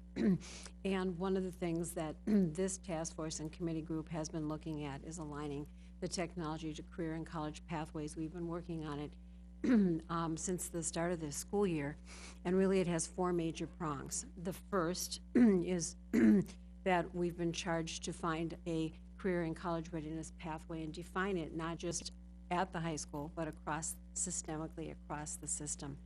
The second is, once it's identified, to really, in addition to that, identify the habits of minds or the skills that students might need on their pathway. And so we've been busily designing that. And that we, in addition to that, then want to align our technology plan, which has sometimes been in alignment and sometimes not, but we want to make sure that we have congruency between and among the pathway, the skills, and what we're doing with our technology tools and development. And then we need to create, to support the pathway, acknowledge the repertoire of things we already have and what else we need to create in order to sustain that for all stakeholders. And so tonight I've asked Dwayne and Brian, because they have been co-chairing subcommittees within the group, to give us an update and really some reasons why we're doing this as well. So I'd like to pass the baton to the 2 gentlemen. Okay. So, yes, thank you, Superintendent Kelly. We've been working on this for a number of months now, several meetings. Really, I think, again, trying to help kids unleash their potential and develop those tools for lifelong success. Again, really looking at excellence and how can innovation really help us to achieve that excellence in our system. We've talked to you, I know, through fairly recently, so we won't belabor the point, but the world's best workforce, for example, is really built on the premise that college readiness is so essential in the new world. And just a couple of brief things on that. You know, the January jobs report, again, just coming out and showing how jobless rates, if you have a college degree, are, you know, it's a lot better to have a college degree than not in this workforce already, currently. But then looking to the future, we've showed you this before, but this prediction that 75% of the jobs in Minnesota will require a post-secondary degree. A high school diploma just isn't going to be enough anymore. So we'll do just a little bit more with that. So you look at the world will no longer pays workers for what they know, but what they can do with what they know, and you can see the trends of, you know, you're in thinking of things in the 21st century world that we live now. Your interactive, non-routine things in the workforce, your analytic, your critical thinking components, the tasks that you do. The number of jobs are growing in that area, and then your manual and routine cognitive are decreasing, and I think that trend's going to continue as we move forward. So as Superintendent Kelly kind of broke it down, we were looking at, when we were putting this together, and it kind of was an interesting few months because, you know, we've had snow delays and cancellations, and you're trying to fit meetings in, and you have large groups of people that you're trying to get together. And we ended up kind of coming together in 2 main groups to tackle the tasks, the 4 tasks that Superintendent Kelly outlined. And we started out in 2 separate groups. One worked on college benchmarks, and the other group working on life skills. And once we had those, it was a matter of starting the discussion of the other two components of what's our portfolio, our programs, our strategies for our college, meeting our college benchmarks and achieving making sure, ensuring our students have those life skills that we've outlined. And then, of course, the aligning technology component of that, and how does technology support all of that? Because we know it plays a critical role in there, and it's those other pieces come first, and then it's how does that technology support all of that? So that kind of outlines what we're doing right now. And we've worked a lot on our college benchmarks, as we'll present on. We've worked a lot on our life skills, and we've started discussions around the portfolio and aligning those things together. And we're just getting to the point now of talking about how technology will support that in upcoming meetings. So I worked mainly with the group on life skills, and it was a group of about 20 to 25 people throughout the organization. And we had resources that we looked at to come up with our the life skills list that we would have. And most of you are familiar with the strategic planning that we did, and we talked about our core values. That's one of the things that we looked at as a resource. Stephen Covey's 7 Habits, AVID, of course P21. We've talked a lot about P21 in this district and how that fits that framework within the direction that we're going. And then our Costa's Habits of Mind as well. So I'm going to go through, I know it takes a little bit longer to go through them one by one, but I want to make sure that we articulate each and every life skill that we have at this point. We are going to be presenting this to a group of external people in an upcoming meeting at the end of April, and that'll have more people time to give feedback on what our life skills are and our benchmarks are and how our pathway is working. So it's not a complete document, but it is fairly refined at this point. First one, persistence. Stick to it. Be determined when things are challenging. Embrace challenge and see things through to the end. Integrity. Walk your talk.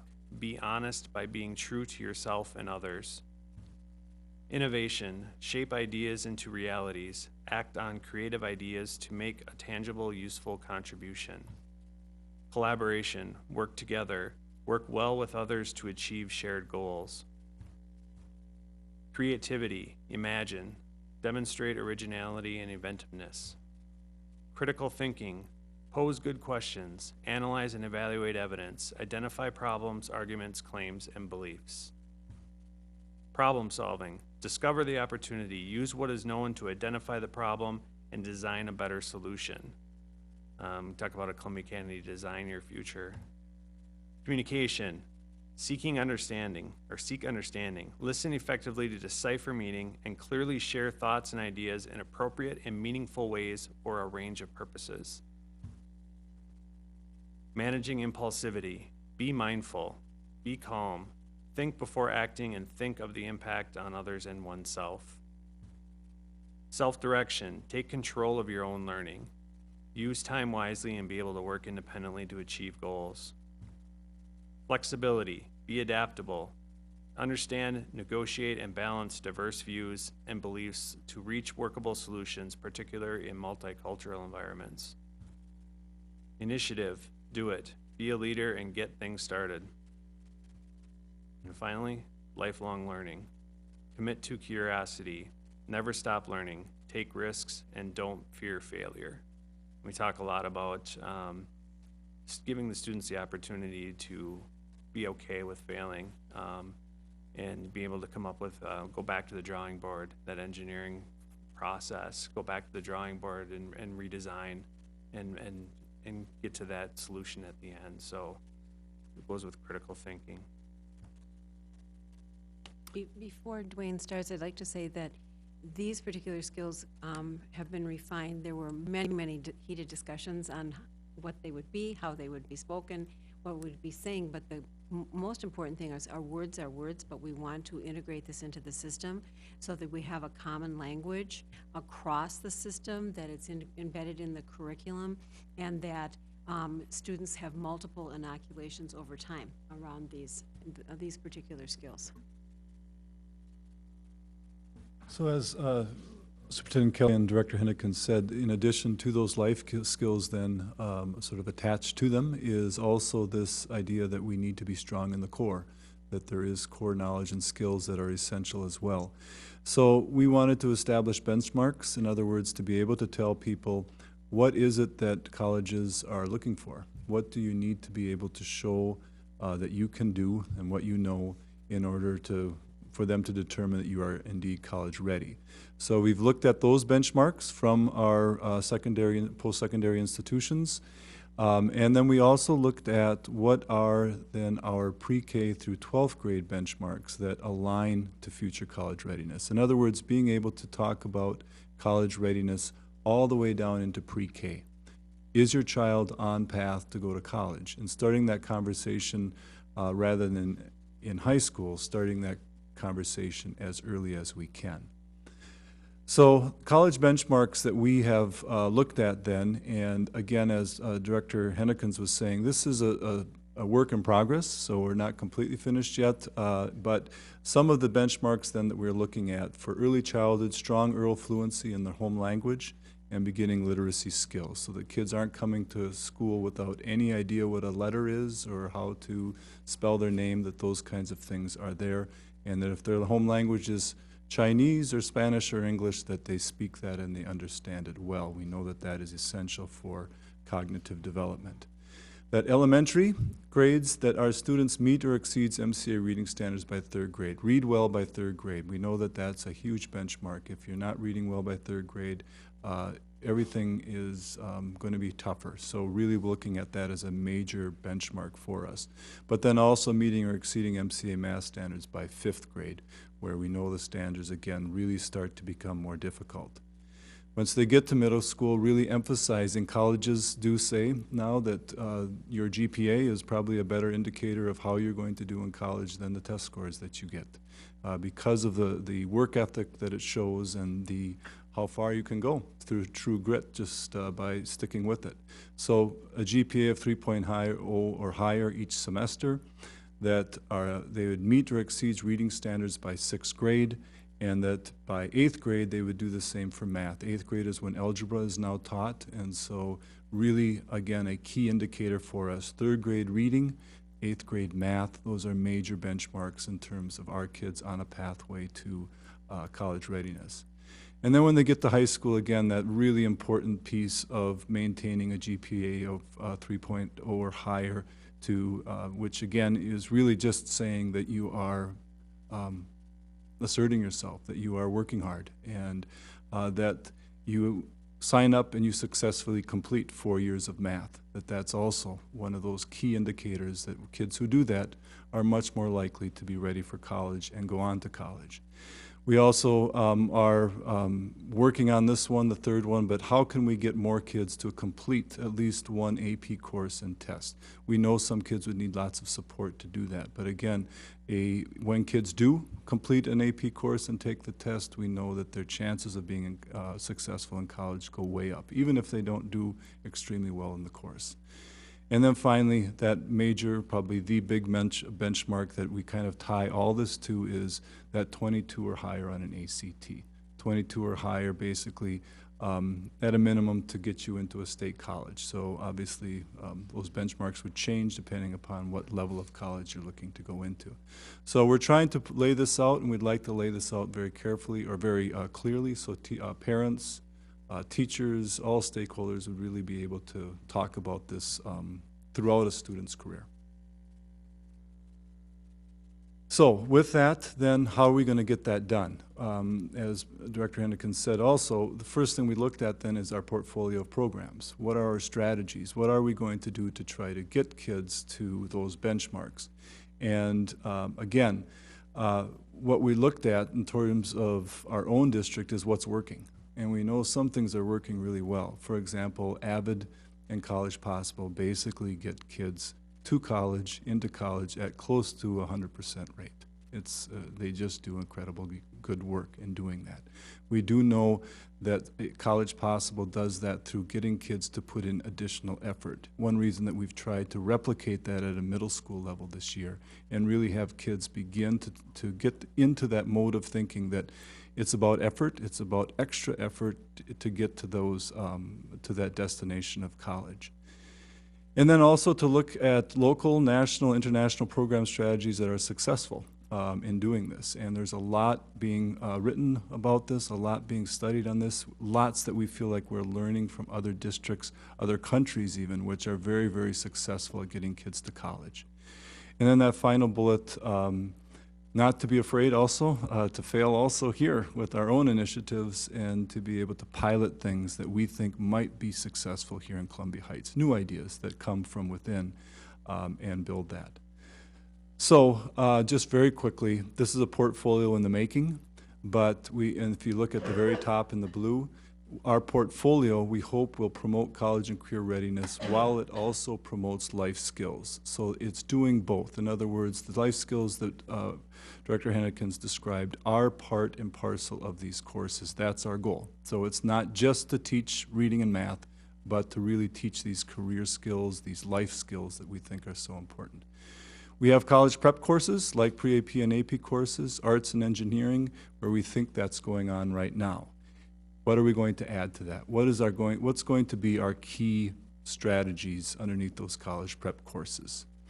We also have college support and advisory. Again, AVID is a great example of that, where you have a cohort of kids where you get mentoring basically throughout. Ramp Up, which is an advisory program, College Possible, I mentioned, Operation College Bound. What will be those pieces that we are going to identify as our key pieces of the portfolio?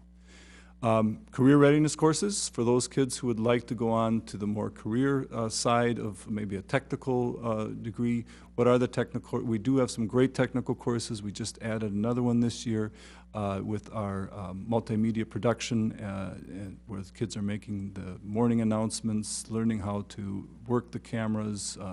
So we have great technical courses. We have certificate programs also available to our kids where they come out of high school ready to work with that certificate. We have partnerships like Power of You and Genesis Works, which help our kids develop these skills of for college readiness and life skills as they're out working in the community. And then we have family involvement, things like REACH, where the main message is, how do you support your student to get them to college? So all of these things are the portfolio that we're talking about that we hope will allow our students to meet the benchmarks that we see as beginning early and really being necessary to hit along the way. It's hard to make it all up at the latest dates. So when we look at, and we've had kind of a first look in one of our sessions at putting it all together, and so if you look on the right-hand side or left-hand side of the programs, we have AVID and College Possible listed, and then just kind of looking at life skills and benchmarks, and then ultimately at the end, a big piece we're on right now is the technology support. So what, from a technology standpoint, is it going to take to support those college benchmarks in AVID, those life skills in AVID? That's something that is, so like AVID, you know, we're working with the Moodle courses, our online organizers, you know, they do a lot of research and communication digitally. So how, again, looking at how technology is going to support those programs. So I think our next meeting is the 13th, so a couple days away, and we'll be talking a lot about how technology is going to support these programs.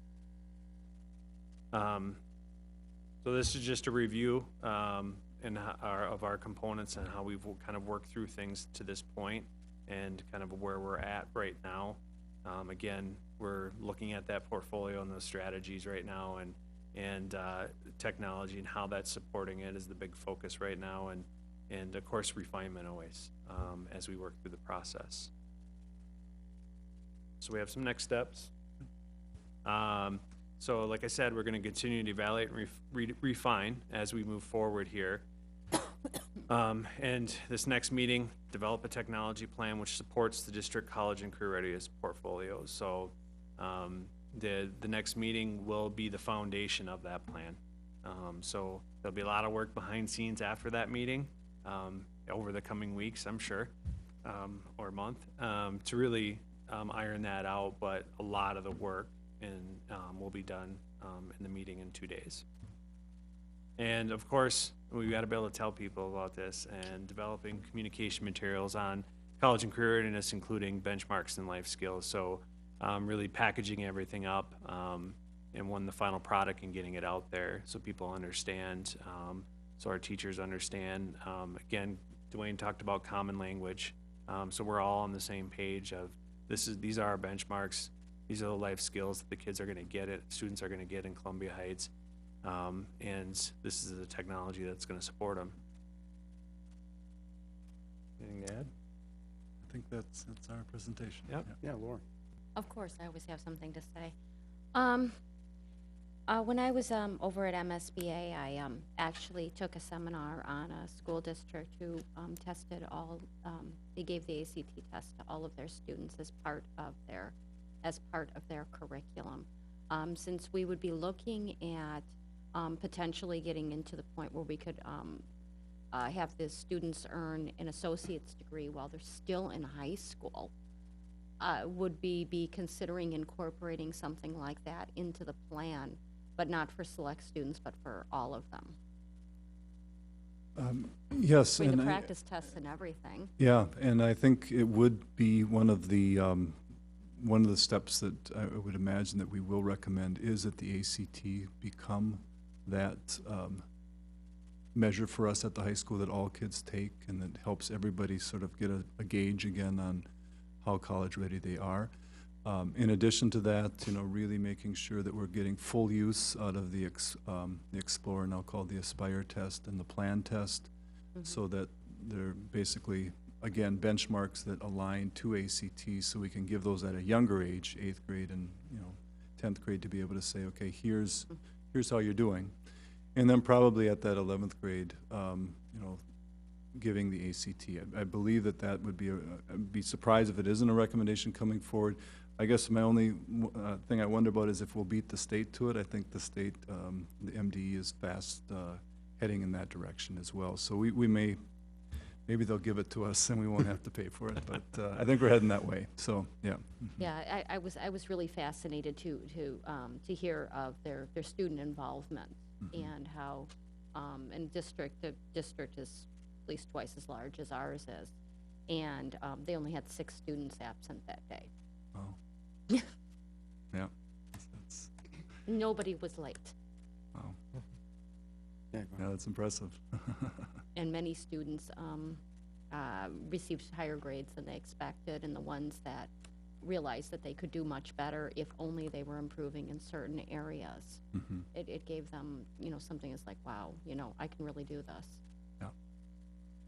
Yeah, I think there are some schools in Minnesota even that are doing that already, and I think it would be wise for us to consider that as we head towards, with that being our main marker for college readiness in terms of tests, sort of the ultimate one. It would seem to make sense. But Since it's accepted by most colleges, it would be beneficial for everybody, because there's some students who are always going to take that test no matter what. And then there's some students who would never consider it. And then there's the group in the middle that may or may not. It'd be nice to reach them all. Yeah. Yeah, I know several schools that presented at MSBA, that the School Board Association convention, that used the ACT test as a benchmark. So I think it's out there quite extensively. I just want to say what I can't help but notice what a great way to tie our student success to the home by developing this language and educating parents that this is what needs to be done to help your student become ready for college, and partnering with parents to not only have it done here at school but also at home. But I just can't help but notice that. The other thing is this really supports what I saw through Ramp Up for Readiness presentation at MSBA, that more so than intellect, more so than academic performance, these life skills are key to college success, key to life success. And so I'm really glad to see that we're we're focusing on that as well. One last thing I'd like to say is that we really are trying to be persistent in getting the tasks done by the end of the year. So we would like to bring this back to the board again and later in the spring, so that you can see probably, if not a total package, at least the refinement of what we'd be working on over the summer. And remind me, the deadline is when? I mean, this is statutory, basically. Career pathways.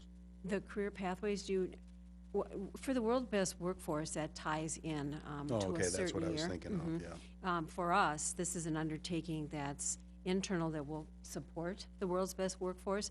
The deadline that really we've talked about as a group is that we would like to begin this process and talking to parents next school year, so that's why we'd like to get things refined by the end of this year, work on some things over the course of the summer. And then also, Bill, you need to be listening, also be sure that we are looking at the finances of sustainability, because if the state doesn't beat us to the ACT test, if we decide as a community of learners here and as a board that this is important and we're going to have the students do it, that comes with financial tails. And so we're going to try to tease those out as well. All right, thanks. Any questions, comments for Dwayne or Brian? All right. Thank you. Thank you. Thank you. Next, we have some information on achievement targets and graduation rates from Dwayne. Yes, Chair Bardell, Superintendent Kelly, members of the board, I feel like I should be able to sing these to you or something rather than showing you another PowerPoint, but again, talking about how we can help kids discover their talent and really how are we doing, I guess, in terms of excellence, what are our goals here, important for us to look at. Some new data that came out just recently from the state, so we wanted to share that with you. The 2013, so just the last graduation, usually has been about a year late in the coming, but now this year they've presented it to us earlier. So we just received this, I think, 2 weeks ago now. And you will see here our breakdown for the 2013 class of 147. We are now calculating, this has changed, graduation in 4 years. So in other words, a cohort of kids who were, because of when they started, designated as the graduating class of 2013. And it doesn't have to be kids that started with us at any particular point. If they joined our high school and they are of the cohort of 2013, they are in this calculation. So we had 78.6% of those students graduate in 4 years.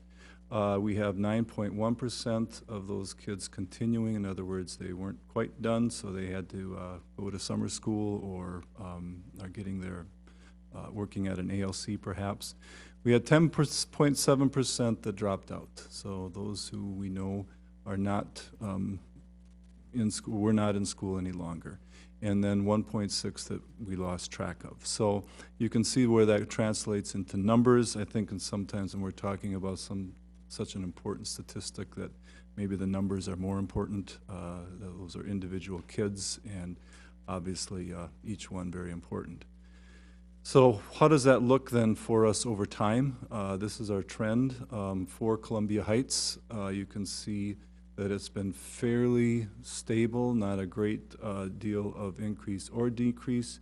From 2009 to 2013, we did drop a little bit again this year.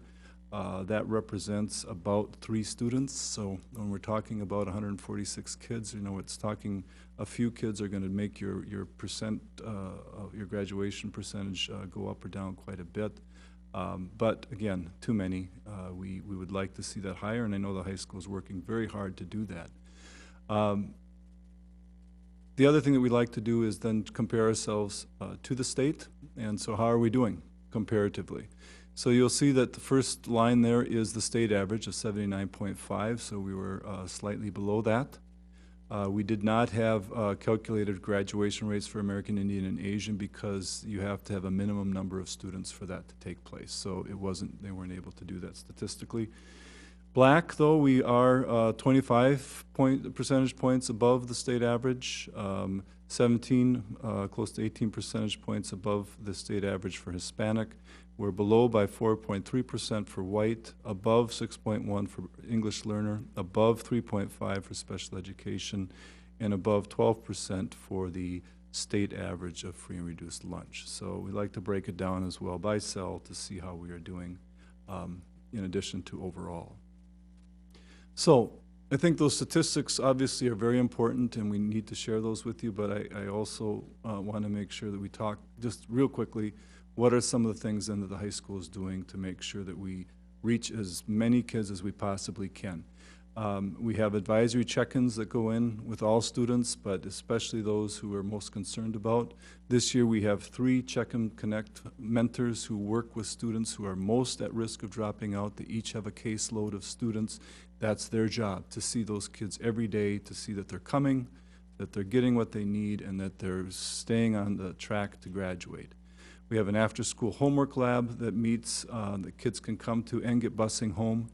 We have a summertime credit recovery program where kids can come and do their courses that they have failed in either through summer school or through online learning. And then we have just that year-long monitoring of our senior class. And this has been going on since last summer. We've had discussions with the team over there of what does that look like, how do we do that, and by the assistant principal, Office of Teaching and Learning, Student Services, and of course Dan Robleski, our principal as well, looking very closely at how are kids doing in that senior class. So all of those things are going on for graduation. Obviously, we will be, they've set a goal there to increase graduation rates by at least 2 percentage points, and I think with all the good work that they're doing, they have a very good chance of being able to do that. In addition, though, to the graduation rates, the other information that came out from the state are our new proficiency index targets. And basically what these are not necessarily, it's not a direct equivalent to the percentage of students who are proficient. It's basically a point system. It's 1 point for calculation for those students who have met standards or exceeded them. It's a half a point for those students who partially met. They add those together, so in other words, 2 students who partially meet are the same as 1 student who met or exceeded, and they do their calculation. Based on that, then, they have given every district in the state targets that they need to meet as part of our waiver from No Child Left Behind. So again, this is coming from MDE. These are targets that they've calculated and set for us. And so you can see where we currently are in terms of our proficiency index for 2013. And what we have listed here are those where we are below the target that they set for us, and then where, where that is and what that percentage is, and then how many students that we would need in order to make that difference up. So we're looking at anywhere from 3 students in Black reading all the way up to 64 students in free reduced lunch that we would need to add to our current number in order to meet the targets for the 2014 school year. So those targets, again, are important for us. They will be looking at those. We've shared this with all of our principals to share with their buildings and really to talk about as a district when you are looking at 36 kids and you divide that between 5 buildings, all of a sudden those numbers also start to look more manageable for us. In addition to that, we do have a requirement from the state now in our integration plan that we do show that we are going to cut our achievement gap in half. And that's the achievement gap by 2017, the achievement gap in our district. So again, we are given formulas that we need to work on with the state. It's not just dependent upon closing the gap, it's also proficiency must increase at the same time, so it's a rather complicated formula, but basically as far as the achievement gap goes here, you can see that over the course of those 3 years, for example, American Indian currently we have a 10% gap between white and American Indian on their math proficiency. We need to be down to that being no more than 5% by 2017. And that's 6% for Hispanic and 11% for Black. Asian is already above white, so that's why you don't see them on this particular line or this in math. In reading, you can see again that the gaps there, which does include Asian, must be decreased by half by 2017. So multiple measures in terms of are you moving kids towards proficiency, and then measures are you closing the gap, and asking that we look at all of those simultaneously, and of course with sort of, I sometimes feel that the really important one saying, are kids graduating from your high school, and ultimately our question being, are they graduating ready for that next step? And so this data we wanted to share with you. It's all fairly new, and be happy to take any questions if you have them. Questions, comments? So, Yeah. so these targets are all set by the state, basically? Yes, yeah, yeah. Based on how we've done to date, and so they have a formula for your particular district. One thing I wonder about is, you know, our goal is to educate every student to their potential. I don't know that this always takes that into consideration. Not that, you know, obviously we want students to reach their highest potential, but to set these targets, and I know we have to because of the state, I just want to comment that doesn't always mesh with the reality, I think.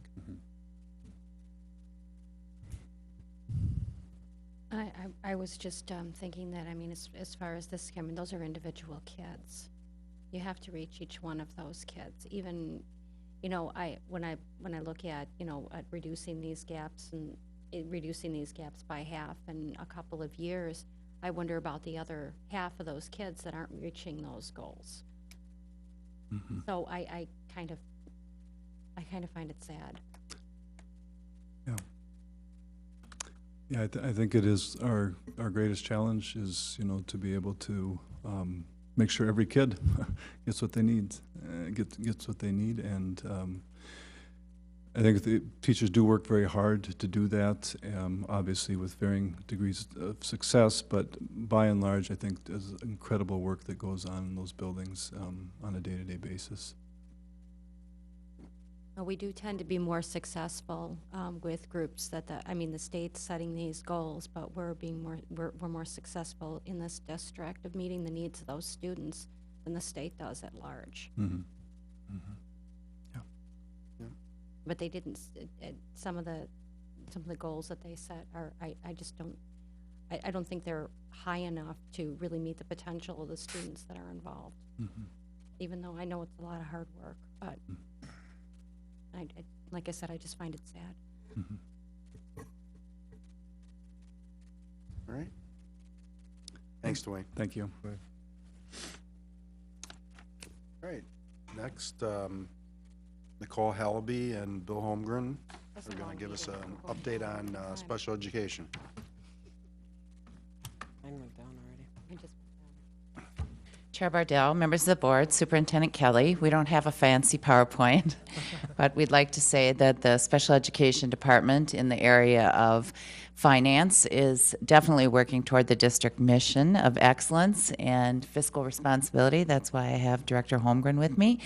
And I'm going to let him start off with the good news in response to our special ed audit that was performed by MDE. Yeah, over the past year, we did have a special ed audit on our financial side. I'm just happy to report there was no findings of any kind from MDE. I just want to thank the special ed department for the program. They're running it very well. I want to just say a special thanks to Lori Nowacki. She's our finance specialist in special ed, and she did most of the work on this audit, and she did a very, very good job. Good, thank you. I also want to update the board on the District Management Council, which I will therefore be called DMC. And DMC is an organization that Northeast Metro 916, the intermediate that we belong to, subcontracted with. And we were one of the lucky districts that were able to start last spring with 2 other districts. 6 participated in their work this fall. And basically what they are doing is they're studying special ed practices and staffing patterns. And the ultimate goal is to raise achievement of kids, both special ed and non-special ed kids. And just to give you a little information on the process, they first did initial interviews with myself and other administration. Then they surveyed, and they surveyed all of the key groups from EAs to administration, teachers, social workers, psychologists, everything in between that work with kids in special ed. After those surveys, they gave us a kind of a initial report, and from that we had some questions. So then they came and they did focus groups in which they interviewed key people out of each one of those groups, so that the survey was kind of flat and based on the person who filled it out's interpretation of the week that they did of work. So that's basically what the survey was here's what I do every 10 minutes for a week. Through the interview, they were able to get a richer picture of what's going on for services for kids on IEPs in the district. Then after that, they analyze the data and are able to identify some opportunities in the district to help raise achievement. And then the next piece that we're going to be waiting for, and we've gotten some of the identified opportunities, would be recommend next steps. So it's really, in our case, it's about an 18-month process. Some districts did the speedier version and started this fall, and they'll be done this spring. But it's really been a great process. We've been able to get together not only with DMC, but the other superintendents and directors at 916 that are participating, and share with each other, what some of the things that we've learned through the process, and looking forward to the next step recommendations. Does anyone have any questions on the fiscal audit or on 916 and DMC? Questions? Good, well, thank you. We're good, thank you. All right. Next, Bill is going to give us some information on bids for the Valley View Edition. Yes, good evening. We did collect all our bids last week on the new Valley View Edition. I put the bid tab in your board packet, and I'll just quickly run through who they were. What we did, when you look at your sheet, the very left column is going to be the lowest bid for that particular group. We did have 11 different works scopes put together. Now, on the very first one, all our site work, asphalt and site and concrete and utilities was by a company called Green Construction Services. They have changed their name. This is actually the same construction company who did Highland. So we're kind of excited about that because it's exactly the same thing. And then when you look in your scopes, 1 and 3 are the same. They're the same group. They're doing scope 1 and scope 3. So anyway, going down through them, I guess the main thing to know, number 1, we are well under budget for where we thought we'd be, so we're very excited about that. And the second thing is I'll be back in about a month. Right now what we do is we take time and go through each of these contractors to make sure that what they bid is exactly what the spec said they bid, and we're not going to run into trouble during the project. So we go through the details to make sure that's okay. And I'll on April 8th, I believe it is. That's a Tuesday night, isn't it? A month from now, we'll be asking you to go ahead and approve contracts for these 11 different contractors. So I guess the main news, the main thing is, well, I guess I want to touch on too, we did an alternate bid on windows over at Valley View Elementary, and we asked for 2 different alternates. One was to replace the windows in the building. The second was to replace the doors and the what they call them, kind of storefronts that go up 2 stories over top of the door. Because of cost, we're not going to be able to do the whole window project from what we see here, but we will be asking you to approve the second alternate bid, which is the storefronts and the doors that go onto that building. We made nice improvement while we're adding that piece on the back, and we'll be able to get enough money put together to do that. But I can't use lease levy money that's left over for that project, so that's why we can't go ahead with the whole thing. Okay, any questions on any of that? Again, just to clarify, the bids are for the addition plus the additional remodeling within the school. Yes, last time we did that a little different. We actually came for the bid with, we came to you with the bids for the new construction, then we came back with the bids for the remodeling. This is all included. The whole project is included, the whole 2-year project.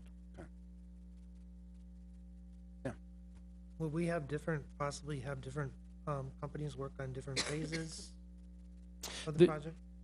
The companies that, at this point, until we check them all out, on the bid tab that you gave us, on the left column, that is a company who's got the lowest bid and would be the one that we would ask you to give a contract to unless we run into a problem. So each of these companies specialize in a different area. And maybe I'll just go ahead and walk through the different scopes. Okay, so our scope number 1 is all the site work, asphalt, concrete, and putting in the utilities. Then we look at the second one, that's all our concrete and masonry, so they're putting up the outside walls. Then you have the general construction. That's all the interior walls and the finishing. Then we have our casework, number 4, our casework and countertops. So they just do come in and put our counters in our casework. Number 5, roofing. They specialize in roofing, and that's all they do. Then we have our entrances. It's our storefronts for the new portion, and the curtain walls and windows, and that's mainly all the glass work and doors. And then we have, of course, the ceilings, all the acoustical ceilings. Number 7. All our flooring, so the carpet we're putting in and the tile is number 8. And then painting, number 9. Mechanical, and another good piece of good news there is exactly the same mechanical company also that did the work over here, so we're excited about that. And the last is number 11. That's all the electrical work, and that's NAC, and they actually did our work here last time also. So look, we have 3 contractors that by far the bulk of the work will be the same. All right, any more comments, questions for Bill? All right. Okay, thank you. Thanks, Bill.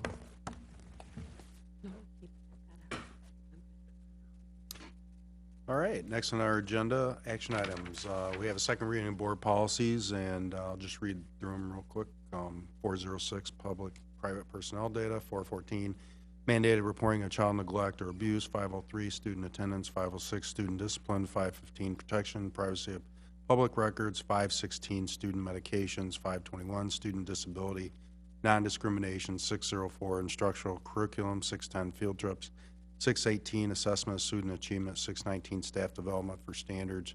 And these policies appeared on the February 25th meeting for a first reading, and approval will be sought at tonight's meeting. So do I have a motion to move that forward? I'll move that forward. Second. Motion by Laura, second by John. Any discussion on the policies up for second reading? Have we gotten any comments this time? I have not received any comments. Okay, A lot of these were to conform to statutes that changed, particularly the reporting requirements and things like that, so.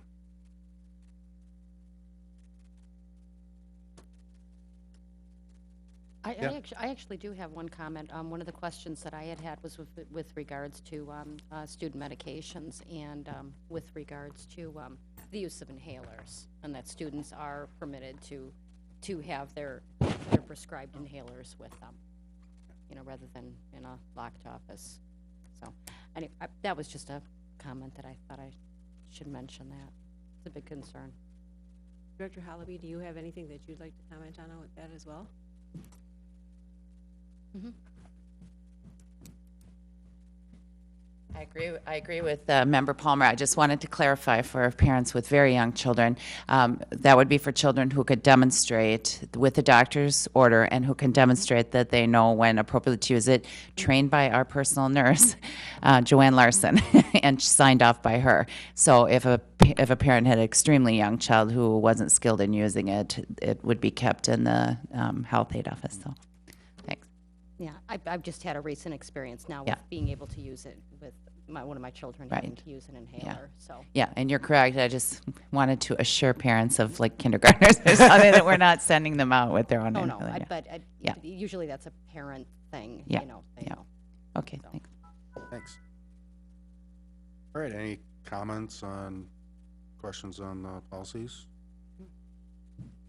Hearing none, all those in favor say aye. Aye. Opposed? Motion is carried. Next on our action items is the seniority list approval. That's Lindsay Bennett. Chair Bardell, members of the board, Superintendent Kelly, each year, per the contracts for clerical, custodial, food service, education assistants, and lunch duty monitors, we have to send out their seniority list, give them time to review it, and then ask any questions. So that's what we did this year. No questions were raised. So we're here tonight to seek approval of those seniority lists. Do I have a motion to move that forward? Second. Motion by Ted, second by John. Any questions, discussion? Seniority list? Hearing none, all those in favor say aye. Aye. Opposed? And the motion is carried. Thank you. Thanks, Lindsay. Next on our agenda this evening is the updated 2013-2014 budget. Bill Holmgren. Here's Ted, too. My power cord didn't go out already.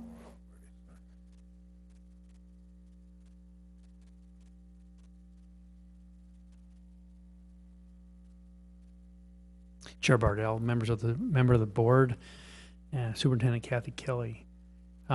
We've talked about this several times. Going up today, I'm going to ask you to approve our updated or revised 2013-14 budget. Quickly go through the highlights again for you. Again, just to touch on our strategic plan, we really are all here to create worlds of opportunity for every learner. And we talk about our core values for our budget. We're really talking about the community, excellence, and of course, integrity of our school district. When we look at the changes that happened from the beginning of the year till now, the big one that we talked about earlier was the ALC. We agreed to be the fiscal host for the ALC back right when summer was starting, and this portion we didn't have all the numbers from 9/16 yet, so that was not included in the original budget. So that was a change to our revenue by $1.6 million. And then our student account, as you know, is way up this year, so very excited about that. And it's generating us about $900,000 in new revenue that we did not plan on. Transportation, this is primarily special ed transportation is being generated for this year. Our grants are up about 300. That's it. And some of this money is carryover money from the year before, but we're using more of it. And then our integration, of course, is up. And that was because of the legislature. It just passed spring. So we're looking at about a little over $3 million change in increased revenue. When we look at the expenditure side, again, ALC, that just matches up. We're spending what we're bringing in, sending it over to 9/16 to run the ALC. Our staff changes for our increased enrollment is at just under 500,000. And then transportation, primarily special ed transportation. Actually, take it back. I did that backwards. But our special ed transportation is up about 340. And our regular, because of our increased enrollment, we had to add some busing costs. So yeah, we actually have spent a lot of money on busing this year that we didn't plan on at the beginning of the year. And then our grants, of course, we're spending what we're bringing in new money, and again, in integration. What comes in just goes out. Any of this money that we talk about our grants, if we don't spend that money, it's carried over into a following year. So to look at the, just give you a overall total again, I put this as a handout in your board packet, and it's the same one that we talked about at the last meeting. But just to take a, look over top here, our revenues in our general fund unassigned is almost 32 million. We have a change in fund balance of about 7,800, so really we have a balanced budget. Also in our restricted, we have revenues there of almost 10.8. Small increase in the fund balance. So when you look at our total general fund, budget's at 42.6, and expenditures at 42.5. Food service, revenues at right at 2 million, expenditures right at 2 million, small increase in our fund balance going in there. Community ed, again, pretty much a balanced budget. You'll see a small decrease in the fund balance, and remember we talked about this last time. It's because of some of the non-public money that we'll get in a future year. Then our building fund, large increase coming in this year, mainly because we're doing the financing to do the project. It'll get spent in the following year. So that's that almost $3 million is from. Our debt service, we're collecting 2.4 to pay 2.1. Again, the way the levy works there is we are authorized to levy 5% more than we need, just in case there's households that don't pay their taxes, so we have enough. And what happens with this excess, it goes back to the taxpayers in the following year if it's not needed. Our flex account is just money in and out for our employees. Our dental has been pretty flat the last few years. We do have a fund balance of 133,000. We are self-insured, but this has been great for the last four or 5 years. We haven't had any increase to our premiums for our employees. Again, our severance will be bought down to the end of our extra severance. I should call it extra because we have the OPEB trust yet, but the severance piece will be used up in this year. And then student activities, we bring about $200,000 in and out on a yearly basis for fundraising activities for our students. And then, of course, our OPEB trust, we will be using a little bit of this, a little bit more than we bring in. You can see that we still will have over $5 million set aside for future OPEB obligations for our employees. So that's great news, and it lasts us many, many years. So tonight, I'd just like you to approve the revised budget for 2013-14. Would someone like to move it forward? I'll move that forward. I'll second that. All right. Motion by Laura, second by John. Any discussion on the budget? Yeah. Ted. So these were essentially changes from the last time we looked at the budget in December? Well, no, what we looked at, these are changes from last May. I brought you a 2014 budget back in May, and what we talked about in December is the levy for next year, for 2015 school year. Okay. And then in November, we had the auditors come in, and they talked about the year before. So they were talking about 2012. Okay. So yeah, we're kind of always working in a 3-year cycle. We're always talking about 3 different years. But what we're talking about tonight is the actual year that we're in right now, the current year, and the changes that have happened since the 1st of July. Okay? So the budget we discussed in December was next year's budget. Yeah, that's for 2015. We're working on this year's budget still. Yeah. Yes, we are. Okay, just want to Yeah, make we're that clear. working through the staffing process, and yeah, we'll have numbers for you coming up in a little while yet, but we're getting down to the end. I just wanted everybody to understand that at home, that we're not changing things. No. This is the same information we saw at the work session last month, correct? Yes, it is. Okay, thank you. Any other questions, comments for Bill? All right. Hearing none, all those in favor say aye. Aye. Opposed? Motion is carried. Thanks, Bill. Yep, thank you. Now you're going to talk to us about the Valley View Addition financing. Yes, we've got all the paperwork put together now for the financing of the Valley View addition. We talked about this before. We've moved to the financing method to use to do that addition is a lease purchase.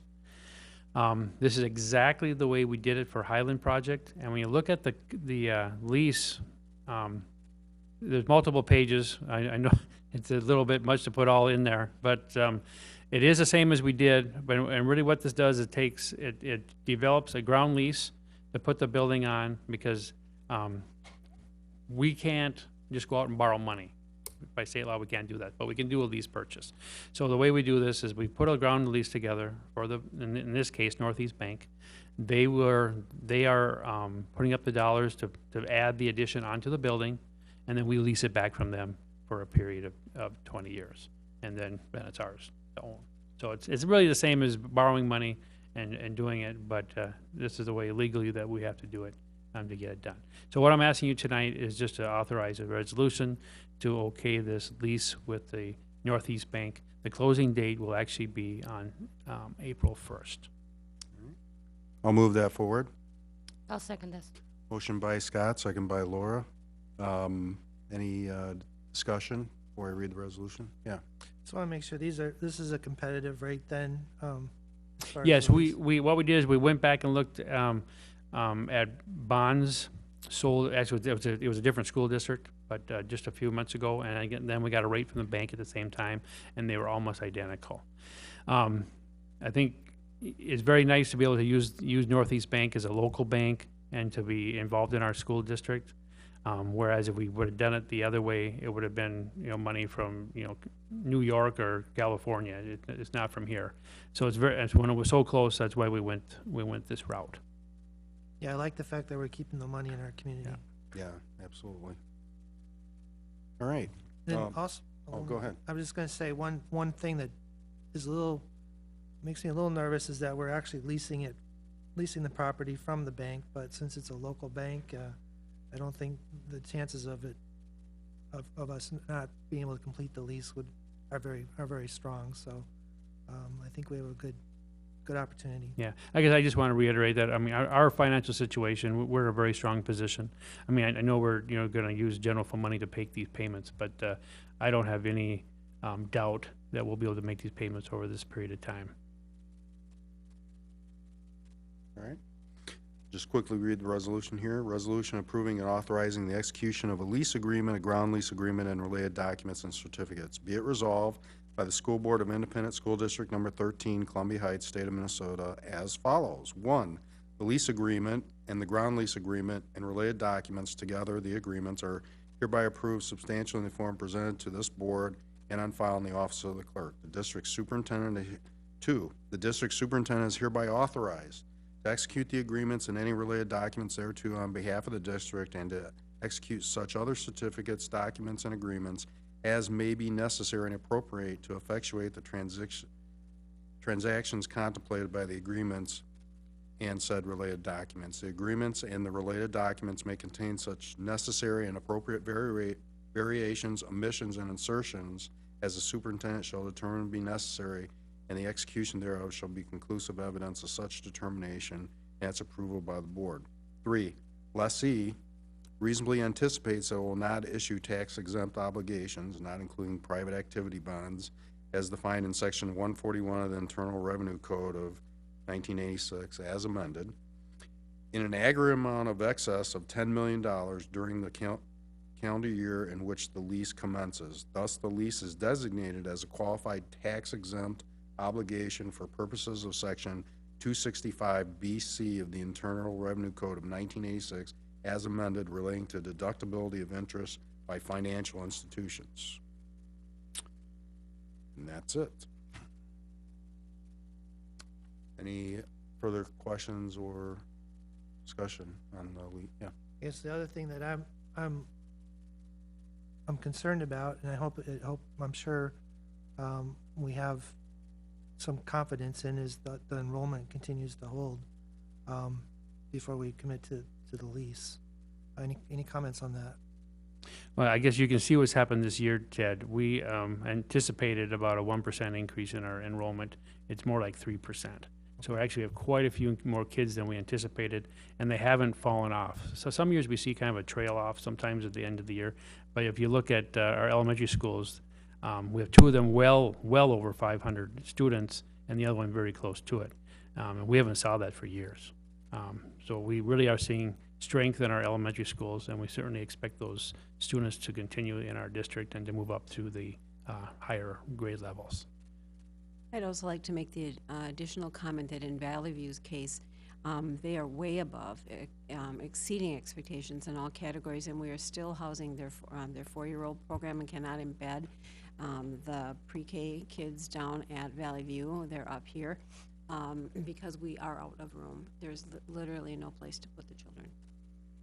I'm confident that the growth will stay or continue to grow just based on all the different things that I'm seeing taking place in the district, from the communications to our parents, or the recruiting, bringing our own kids back to the schools. So I'm comfortable with this based on the enrollment. Comments? If not, would you call the roll? Larkin. Aye. Landwehr. Aye. Meyer. Aye. Palmer. Aye. Bardell. Aye. Lee. Aye. Yep, thank you very much. Thank you. Thanks, Bill. All right. Next on our agenda, Achievement and Integration Plan and Budget. Dwayne Burkus.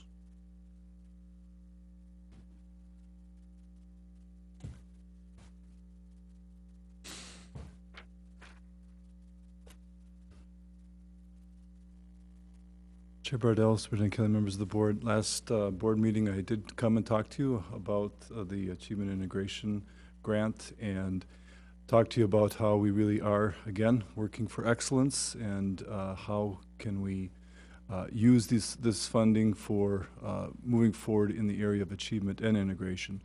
As a reminder, we have some things that we must do with those dollars. We must reduce the achievement gap in half while also raising the achievement of all students. We need to improve racial and socioeconomic integration as well. So we must have a 3-year plan that does the following: reduces the achievement gap in half while also raising the achievement gap of, I just said that, excuse me. The key achievement strategies. We are going to use these dollars then to build achievement through college readiness, through professional development, through parent involvement, through academic and behavior interventions. These are the key areas where we'd be using this funding for achievement, and that would be about 80% of our dollars for direct student engagement of programming, and about 12% for our professional development. Integration strategies would include meeting our WEMIP fair school allocations and increasing racial socioeconomic integration by 15%. So what will that look like? Again, 80% of it going to direct student services, about 12% to professional development, and 8% to administration and indirect. And those are, that 80% is mandated by the state. So my request tonight is that the 3-year plan and the budget be able to be sent to MDE. The deadline is at the end of this week. Do I have a motion? So moved. Second. Motion by John, second by Laura. Any discussion or questions for Dwayne? You can see the financials up there, and we talked about this at the work study. Yeah, Tim. Just one thing on family involvement that I would like to see is the involvement in the learning process by families. I think that is key, and I would hope we could use some of this money to measure that and improve that throughout our district. Okay, thank you. Any other comments, questions? Oh, computer just died, so. Like one of mine? No, I'm good. I got paper here. Trusty paper. Our computer batteries seem to have taken the night off, so just for those watching, that's what's going on here. They're going down in order, too. Yeah. Any other comments on the Achievement and Integration Plan budget? Hearing none, all those in favor say aye. Aye. Opposed? That motion is carried. Thank you. Thank you.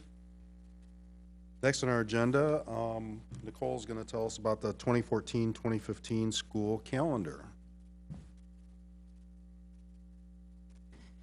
Chair Bardell, members of the board, Superintendent Kelly, I brought the calendar to you prior and at the last board meeting. Just to recap, the committee that puts together the calendar, we look at state law, we look at local directives from the school board and the superintendent, as well as contractual language.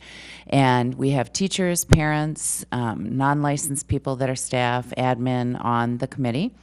And we came up what we think is a nice calendar that we're here tonight to ask for your approval.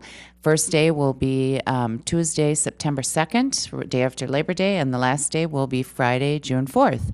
So we like it. We think it's a good calendar, and we'd like to ask for your approval tonight. Is that a guarantee? Sorry. Do I have a motion to move that forward? So moved. Second. Motion by Ted, second by Laura. Any discussion? Yeah, go ahead. Is there any discussion on, earlier start in the year? Like some districts, I know do that. That has to be a good question. That has to be a waiver through the Minnesota Department of Ed, and there's a fancy formula that only MDE could address as far as you have to have like a major construction project of a certain amount of dollars per student, and that's why it's pretty prohibitive for small districts to be able to get the waiver. Plus, it's hot, as Minneapolis unfortunately found out last year. The idea is to tailor the calendar to the education, the testing and so forth, so. But if we can't, we can't. Yeah, thanks. I seem to recall a couple of years of where the summer was extended quite a bit. Was because of the fact that there was a lot of construction done over the summer, so the school year was changed. And that can happen too. I don't remember what years it was or even what child was in the school at the time, but. Well, parents and teachers were very happy with the last day being the 4th for students. Yep, the 4th of June. Because, they said it was hard for them to remember, but they do remember it was hot in the middle of June last year. So they're just basing this on a long ago memory. But people thought it was a really nice calendar. All right. Any other questions for Nicole? Comments? Are we going to pad in any extra snow days?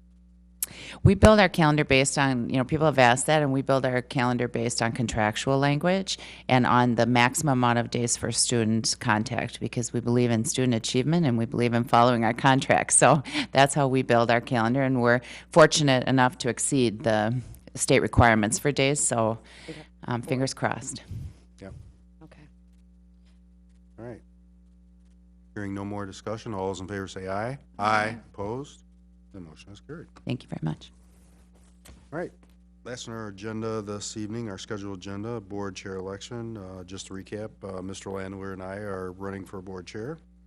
And